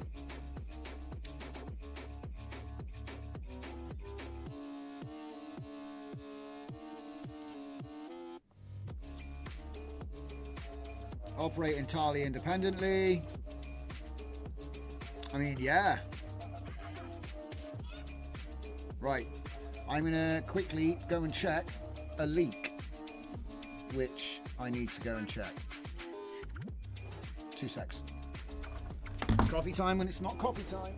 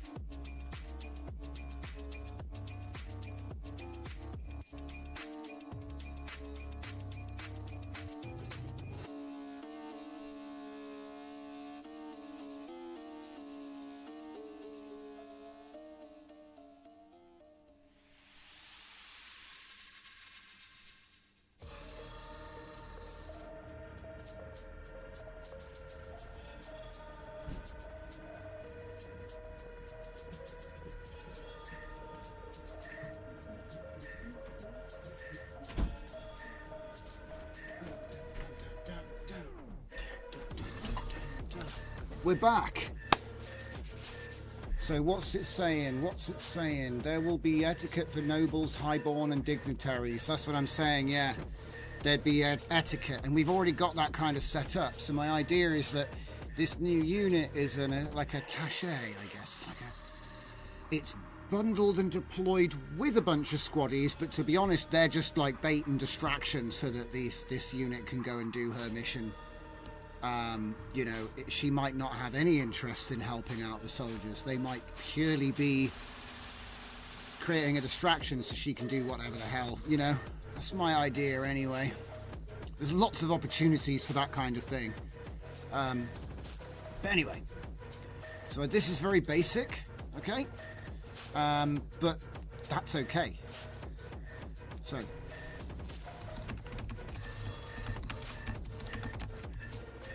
a new class to the story.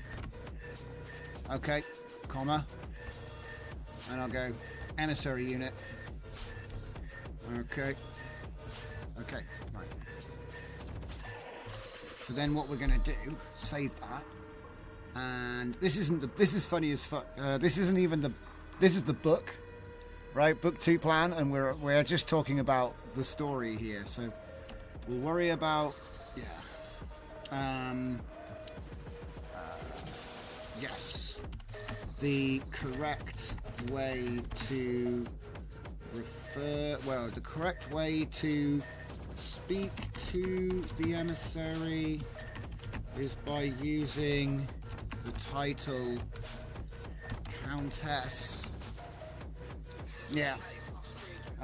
Following imperial etiquette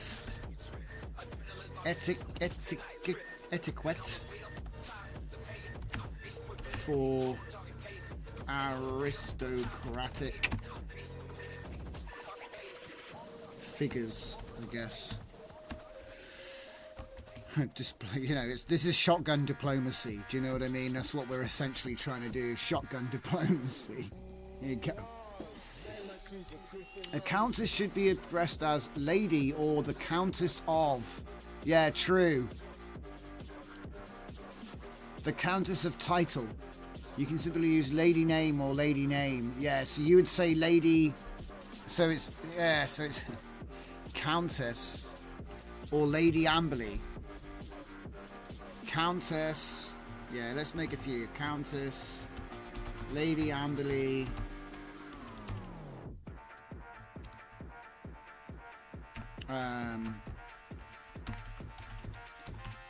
Countess to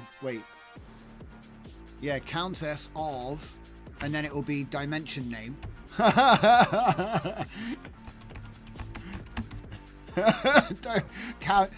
Lady Amberley, the Countess of Dimension T347. This is pretty cool.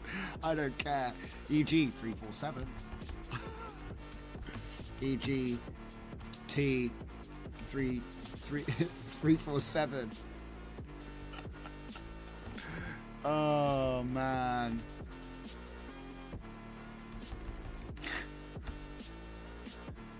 Okay, cool. Save that. Okay, here we go. So, oh wait, I already said about the face of the Empress. They've already, they're the face of the Empress. This is a radical departure. I like that phrase, by the way, radical departure. This is a radical departure from standard military designs, which always feature a heavily armored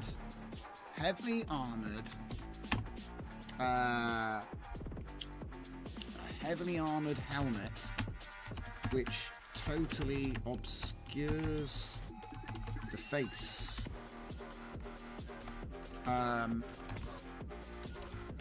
With no visible cameras or visors. It's very important, because otherwise it's just everything else, you know. That's like the thing I decided will make it its own thing. You know what I mean? It's like, does he even have eyes? The idea is a faceless enemy. A countess. This is from Dragon in the chat. The countess, the female equivalent of earl or count, traditionally resides in a stately home, often a castle or manor house associated with the family's title and land holdings. Makes sense? My idea is Empress creates an emissary to every dimension, but then they're just deployed in combat. Because aristocracy. Yeah, Castle L345, yeah. Yeah, exactly, yeah.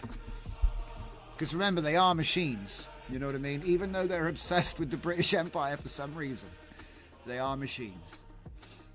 Okay, so we can introduce a new class to the story. So we're going to go read,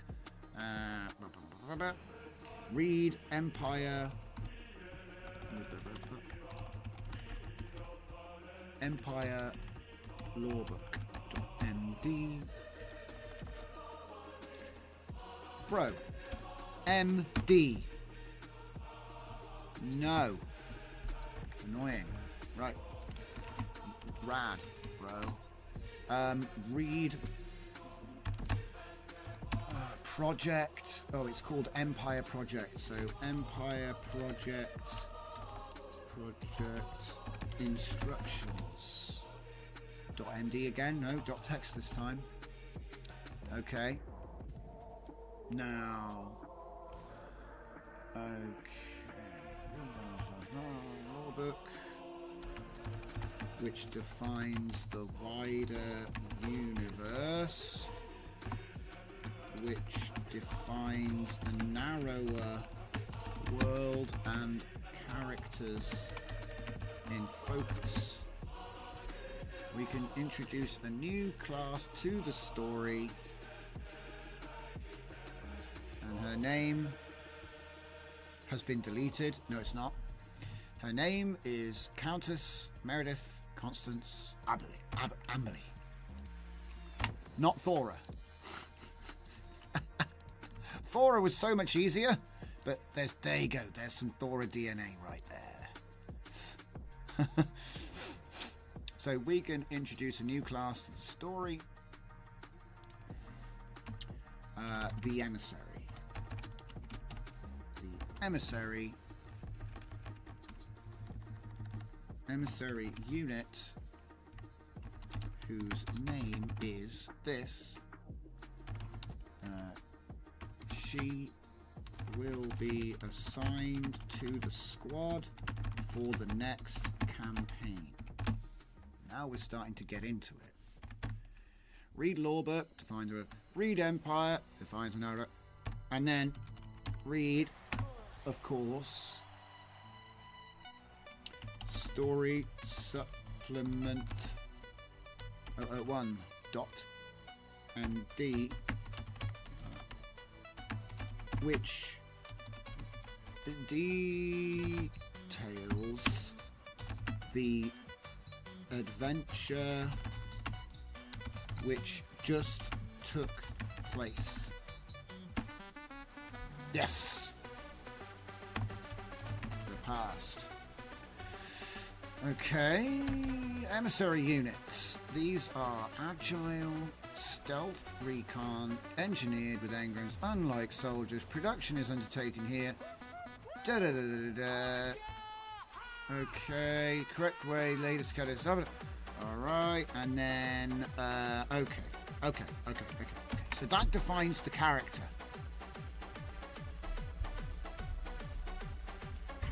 Okay. Okay, so I'll say, create emissary.text, which will contain the plan and notes about this new character before we add this new character to characters dot text and at speech styles dot text. matching the structure and style of the existing files. So in other words, he's going to auto-fit. He'll auto-fit adding the information to the project manifest, because obviously you've got this project instructions file that lists everything in the folder. We're going to add a new character to characters. There may be other bits and pieces, right? Right, so before we go over there, okay.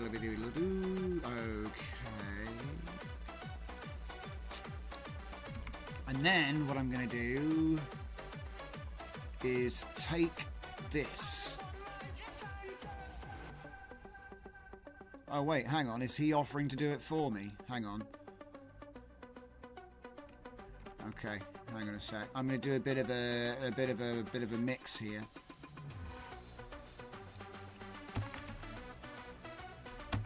Countess Meredith Constance Amberley is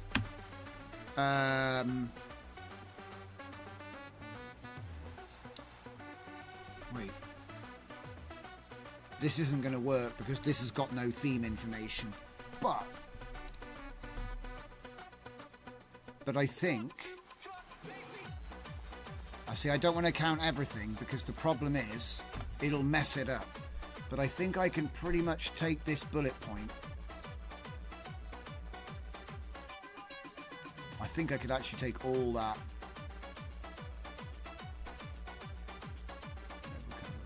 Yeah, I'm going to take that there.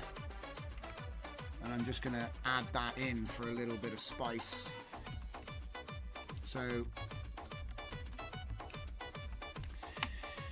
Victorian era was the height of the empire. Complex web. We don't need to write that there. Okay, come on.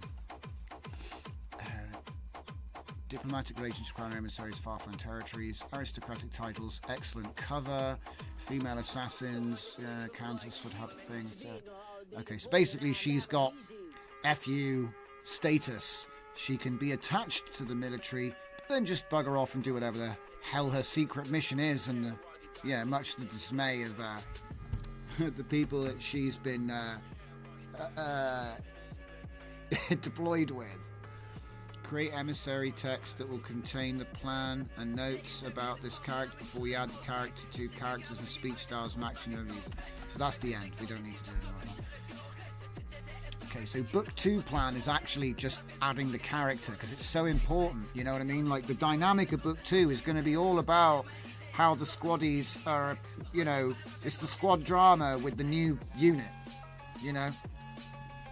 Is she going to get us all killed kind of thing? Probably, right?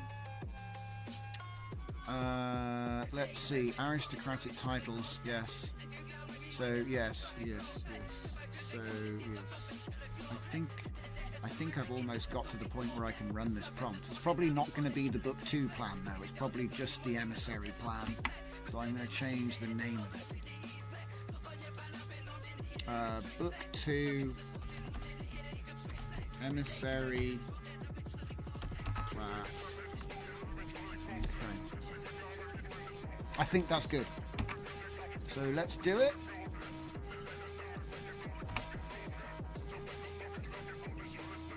Oh my god. Okay, so now I've got to tag everything, right? So obviously that needs to be at Empire Lore Book. The quickest way I know is, this is why I was writing everything the same, exactly the same, because then you can just do at the beginning and then delete the last letter and it will automatically... Oh yeah, I know what that one is. Okay, keep going. Any more links? Most of this is just meta, which is nice. It's a nice little meta expansion. Okay, so this one's going to be... Right, from there, if I go characters and speech styles,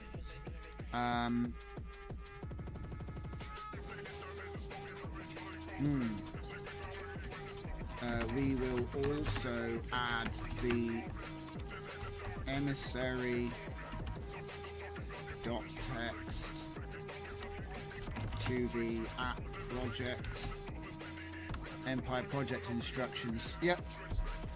Yes, we'll also do that. And I will move the file to that folder, that location. Manually? I think that's enough. Go, go, go! It's coffee time? Wait. Now it really is coffee time. But it was just getting good, guys. I think it definitely is coffee time, actually.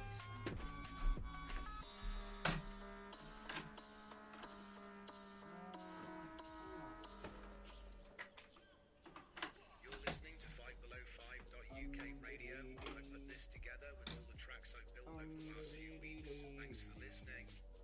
You can check them all out on my SoundCloud and on Bandcamp. So why not go over to 5below5.uk and check out our YouTube tutorials as well.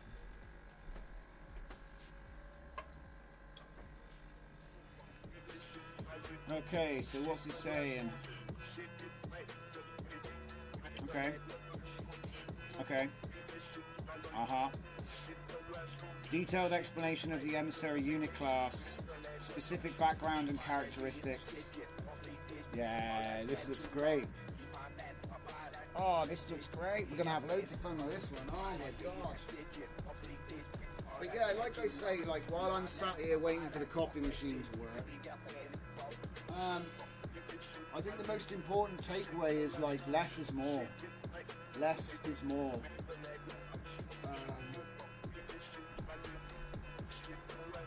And also the human in the loop. I hope you'll see that tonight I've been doing stuff to all the outputs. I'm not just using them as is. That's why the API stuff fails, by the way.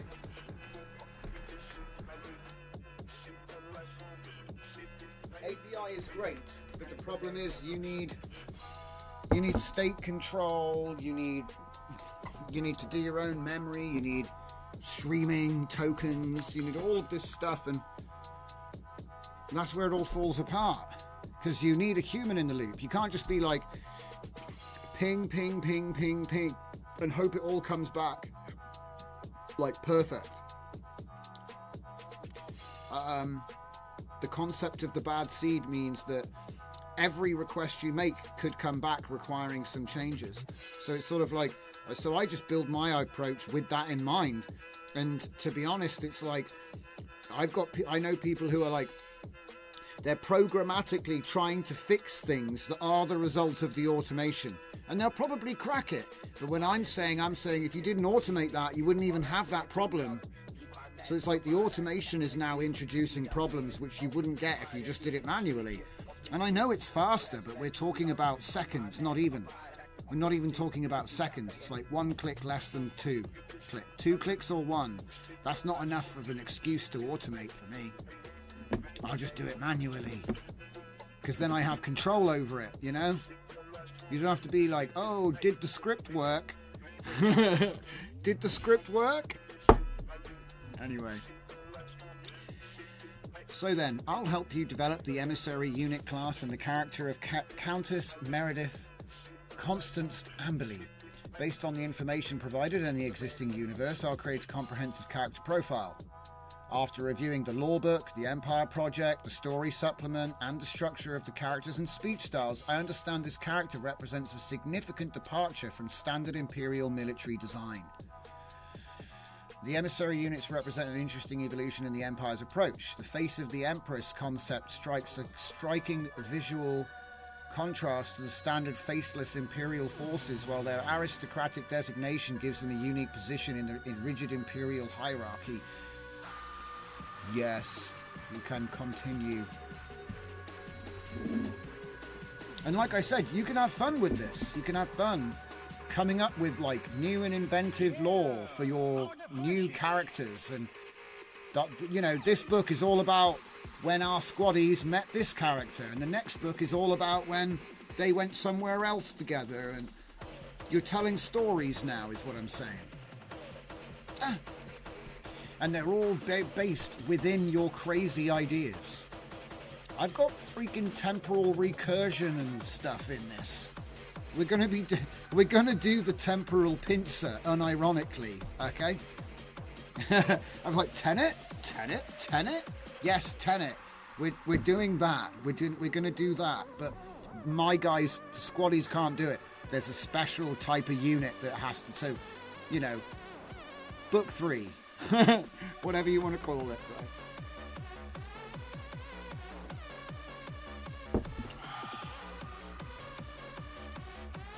Okay.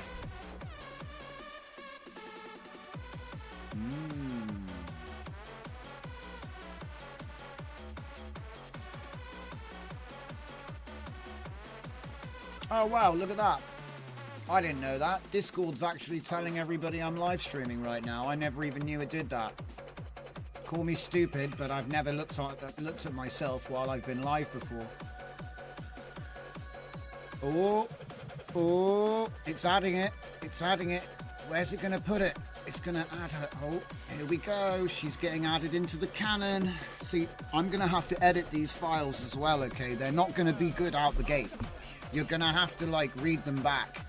And also, I'm a little bit worried that I should have just made it a separate file and then just added it myself, because sometimes he makes mistakes when the files get really long. This isn't that long, though. So I'm hoping he can handle it. Come on, nearly there. Oh, I love seeing it. I love to see it. 511, Countess Amberley. Yeah, 27 years since initial activation, with 19 years of field service since her initial 8 years. Hell yeah, it got the lore right. I love it, dude. I love it. It got the lore right. Look at... Oh, hands off. I don't want to break it. Dragon says, we need to make the Countess into a chatbot to keep lonely old men company at night with someone to talk to. I'm not sure if she'd be the best person to talk to, considering that her ideal is to subjugate your entire dimension. That's her idea. Like, yeah. And she's a machine too, so she... Thor is probably a nicer character, if you ask me. But hey, maybe some guys are into that, you know. I'm not gonna... Oh wow, look at that. Whoa, we had some quotes. So you've got to read the screen quick or you'll miss it. We got any more? So it's done the characters, the speech styles. Now it's going to add those wait, what? Yeah, now it's going to add the Emissary file to the universe core. There it is. Oh, and it actually, whoa. Characters.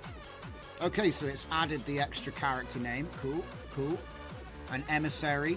Emissary unit classification. Detailed documentation on Emissary unit class. Do you know what I'm going to do, guys? I'm going to go for it. I want to show you how you can supercharge it, because it's really important. Remember how I told you that my Claude is currently customized? Okay? So if I go into my Uno, it's got all the stuff. Yeah? So let's just take a quick look at what we just changed. Because think about it. Now I can update Uno. Right? So let's go in here. And I believe it's in here. Right. Yes. This. And then we put it on date modified and check it out. It's modified these 3 files. Yeah? So, where's Empire project instructions? Yeah, so we delete that one. And those other 2 are new. Story Supplement 001. Where's Story Supplement 001? I don't think it's even in there. It's probably not even in there, because, yeah, of course, it hadn't been written yet. Story Supplement 1. So now... Oh, this is such a joy, because these were all problems that were unsolved. 6 months ago, they were like, oh, black hole mystery. And now it's solved, reliable. It's a tool now. So we've added these in. Perfection. So now what I have to do, check this out. You're going to love this. So, take this. Yeah. Okay. go to a new chat, post it, and then we're going to drop... Where is it? It's not even in the right folder. That's perfect, actually. That's perfect. Oh, wait, no, it's not. Where did it put it?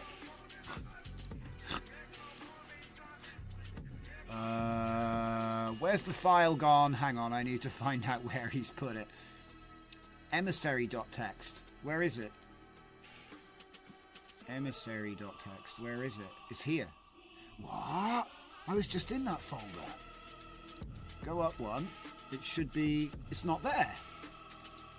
Refresh.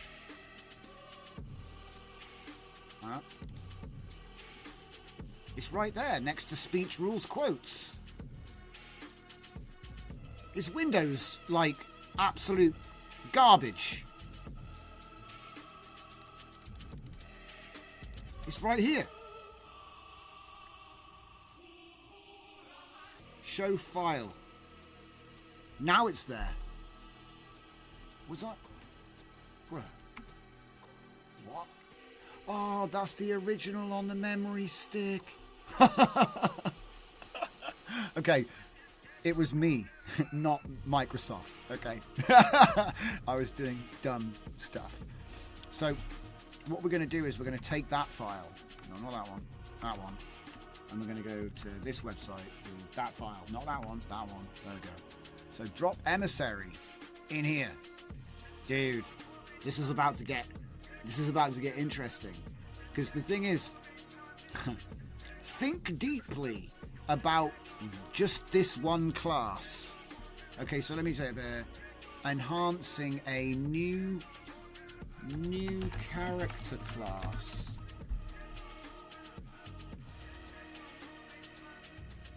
That's it. That's all it needs. Off we go. Let her rip. And this thing is about to go, like, way, way beyond. We might not... This might be too good. Because this might turn it into, like... Oh, the show is only about her now. Check it out. It specifically focuses on the Countess, our Countess, not in general. It specifically focuses on Countess Meredith. Enhancement, Golden Shadow. Develop implied connections between emissaries and imperial structures. Environmental expansion. Help show rather than tell about the emissary. Since this is mostly expository rather than an action scene, action enhancement isn't needed. Pro smoothing will help proper imperial technical documentation style, and there's an opportunity to eliminate repetition, blah blah blah. 200% target. See, same, that's why I call it the unified narrative operator, because it can operate with any narrative with a unified approach. It does all the things which I would normally do. Like if I was writing a book, first thing you need is the ability to do contextual assessment. In other words, you assess the story based on its merits. Yeah. Second, enhancement and valuation. Golden Shadow means a golden shadow is an underdeveloped element of a story or narrative. So they started to tell you about something and then didn't. It kind of just went to nothing. That would be a prime candidate for Golden Shadow enhancement. So the story was already there. Okay. Next. Prose, smooth, action enhancement and environmental all of that stuff's golden, okay? So it's going to tell me more about, if I'm in a church, describe the church. There could be a stained glass window. Maybe the light's coming through. Maybe the dust is floating in the golden light from the... Yeah. But if you just said he was in a church, end scene, there's implied detail that can be necromanced, summoned, okay? Easily, by inversion. This is all inversion.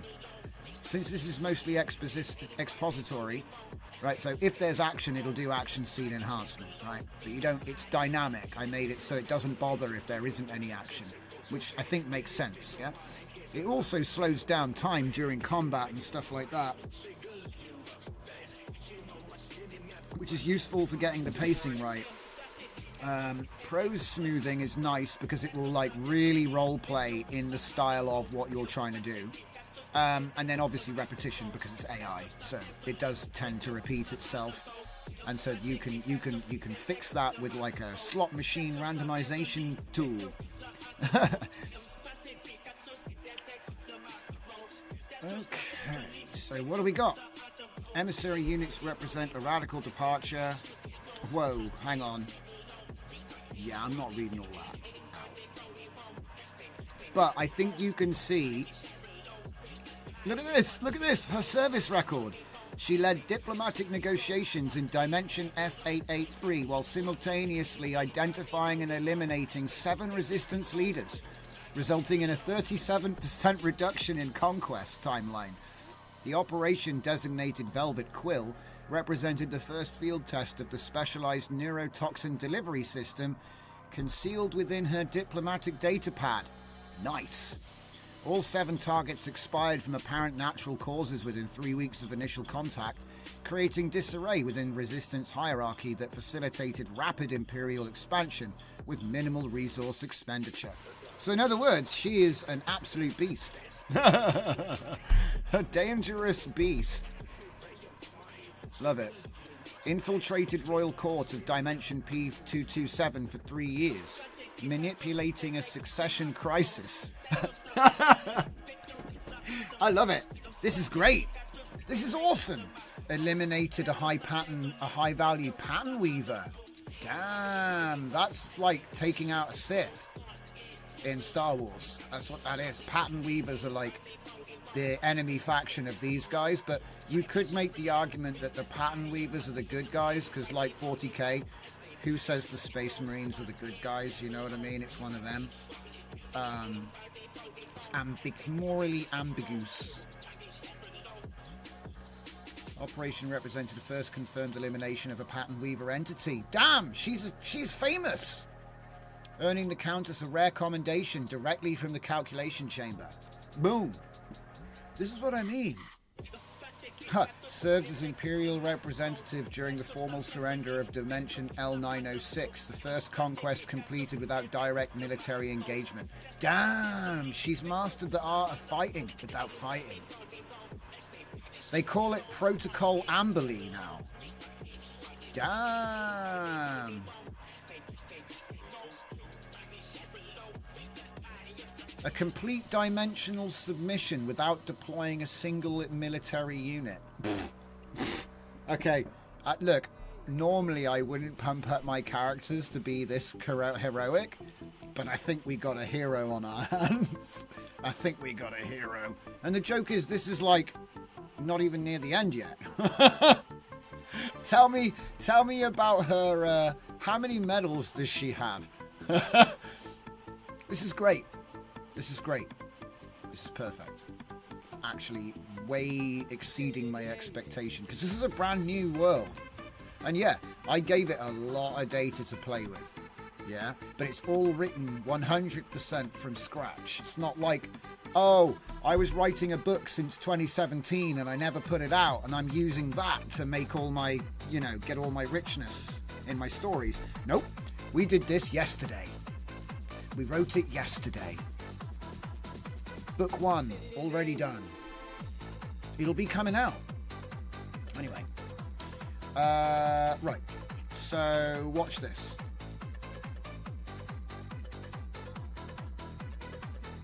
Copy and paste. So, I'm going to move emissary.txt into plan, because that's the one I wrote. Well, no, it's not. It's a version of... I wrote this, it wrote that. And then I've unoed it, and we're going to put that one in here. So I need to create a new emissary. No, not folder. New emissary dot text. I'm going to call it .md as well, because it is in MD format. Oh, there we go. Oh wait, it was in MD format. Hang on. See, it's like, do you want rich text or not? Oi, come on, scroll down. Scroll down. Okay. Right, there it is.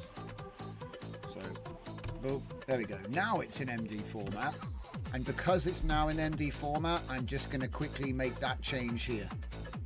There. That's the only time it references the file name. So that's all I needed to do. So that way, instead of using Emissary, which is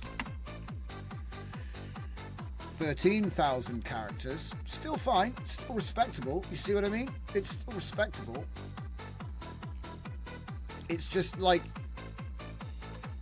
yeah, the data's all the same. It's just there's less information there, right? So I'll keep it because it might be that actually I would prefer to use the low version. Sometimes it's a bit like long prompt versus short prompt. Sometimes the short prompt is actually more valuable than the long prompt. I don't know. So I keep them both. But this is what I'll put in. So when we're writing book 2, it's got, whenever we're talking about the emissary, it's got all this information. Look at this. Look at this. Squad members should understand the Countess operates with higher clearance levels and may possess mission information unavailable to them.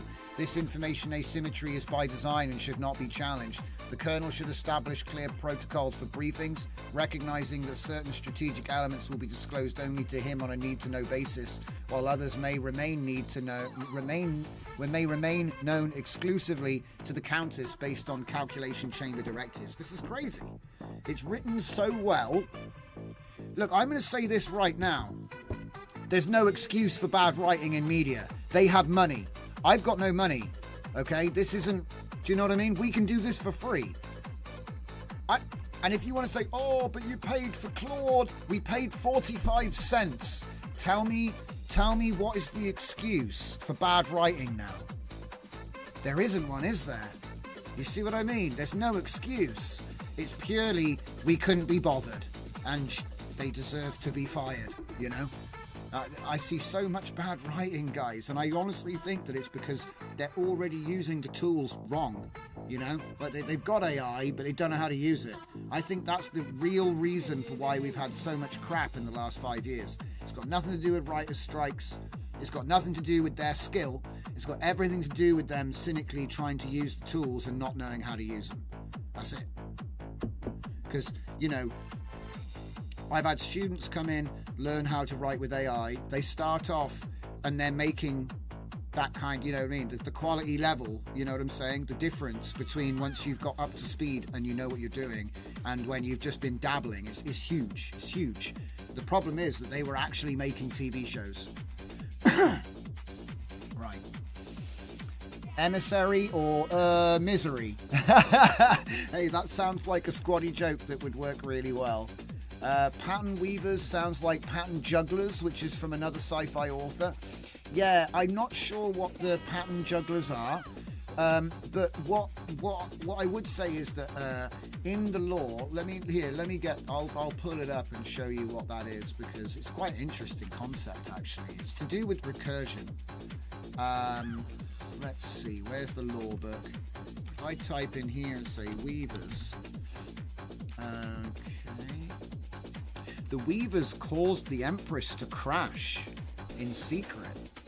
But yeah, the pattern weavers. So, mysterious group that appears to understand engrammatic echoes better than the Empire itself. They work to create new echoes that counteract Imperial influence, seeding ideas and cultural patterns across dimensions that strengthen resistance. My idea is actually, it's actually from Foundation. It's inspired by Foundation, by... the Foundation series. Hang on. Foundation series anti-psycho history cell. Tell me more. I think you might get something from that. Yeah, here we go. So Harry Seldon has this idea of psychohistory in the Foundation series, but the anti-psychohistory cell is the second Foundation, and it was established by him as well. But then, no, that's not what I'm talking about. That's just a plot. It's this one, the Mule. The Mule is a mutant with the ability to control emotions, which messes up psychohistory predictions, because if you have someone who's able to control emotion, now psychohistory is not, cause and effect, because there's someone in there manipulating it, which means that it broke the whole premise, and yeah, it's a cool idea. Asimov, yeah. Oh, the pattern jugglers rearrange your genetic material. Ah. See, the coolest concept that I'm gonna steal is the Spine Thieves, and that comes from an anime called Alita. But that probably won't be in this series. It depends. It depends. Spine Thieves. In Alita Battle Angel, there are people who steal cyborg spinal column. Yeah. So they'll steal your spine. I thought it was so good. They'll steal your spine. I was like, that's such a great idea. I saw it years ago. But I thought, yeah, that is a cool idea. But anyway, I've decided to make pattern weavers an energy-based life form. They're an energy mirage. So they're not even like carbon-based life. So it's like, this is like an external threat that is like not real. They're not even, do you know what I mean? They're not even military. They're like the ancients or something, They're like some energy-based race. And yeah, they're doing stuff, but they're not like directly engaging in combat. They're just trying to frustrate the growth by slowing it down, Well, that was my idea anyway. So like pattern weavers aren't even like, they're not even people or machines. They're something else. Where does it say it?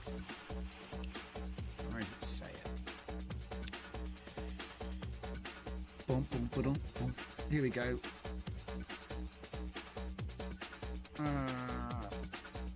And apparently their origins come from a rogue calculation operation. So, they might actually be an accident that was created by the Empire in the first place. So, I like to keep it ambiguous.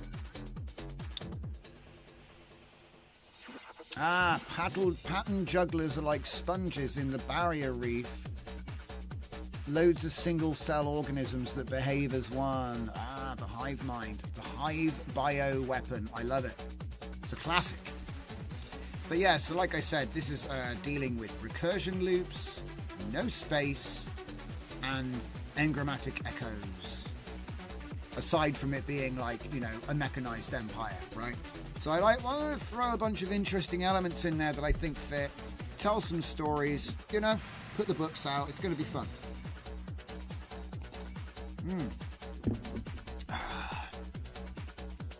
Look at this.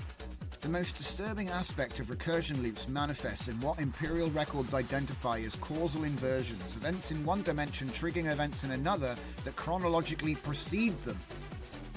Iconic Harbinger units deployed to dimensions before invasion forces arrive, having been dispatched by commands that from a linear perspective haven't yet been issued. To biological minds, these paradoxes induce madness. To the Empire, they represent merely another tactical advantage. So here's another one. I shared this with a bunch of people when I saw it. Recursion specialists. This is like Tenet. They're doing the temporal pincer, right? It's cool. I love it. Time flows differently across dimensions, creating loops where cause can follow effect. That's Tenet. It's Tenet, guys. Don't question it. Love it. So anyway,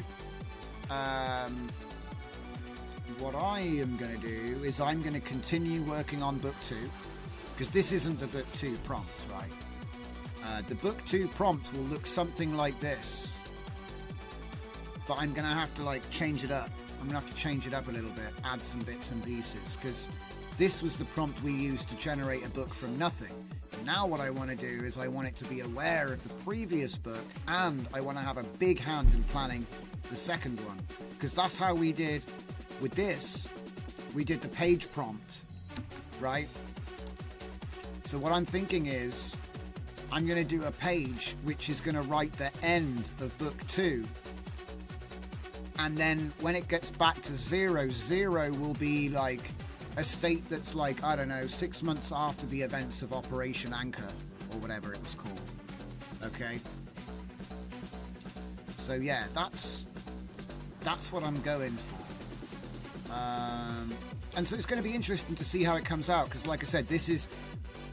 Because I know that a lot of the time, I'm like, oh, just download my thing and do. All you really need is your story bucket and the 5-page prompt. Sorry, the 5-page prompt, right? And in fact, it's this one.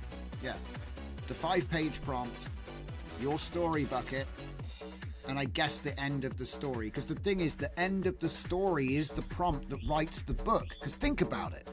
The last chapter of a book pretty much does a summary of everything that was in that story. Oh, now we've defeated the evil witch, and the king has been crowned, and the princess has been saved, and now we've won, and everyone can celebrate because we beat the evil witch with the dragon and the zombies and the army of undead, and you've just told the whole story. Yeah? So then you say, hey, LLM, here's this last page. Tell me what happened before. And it's going to look at the page and go, right, well, here's a shopping list of things I have to spread out over the 6 pages. Look, averaged over the 6 pages. Hero's journey in reverse. AI knows what it's doing, but you can totally customize it. Okay? Right. So, look out for new repos. We're going to do the announcement because this book's going to get published. We're going to be making a lot of them, dudes. And I hope that you all join me because I'm doing my best to try and explain this. There are still coaching positions if anybody wants to sign up. I've still got plenty of time to fit people in if they want to learn about this or anything else that we look at in the live shows. So, thank you very much, guys. I'm literally pulling that ejection cord. So thanks for watching. And I'll see you tomorrow. Same time, same place. See you next time, guys.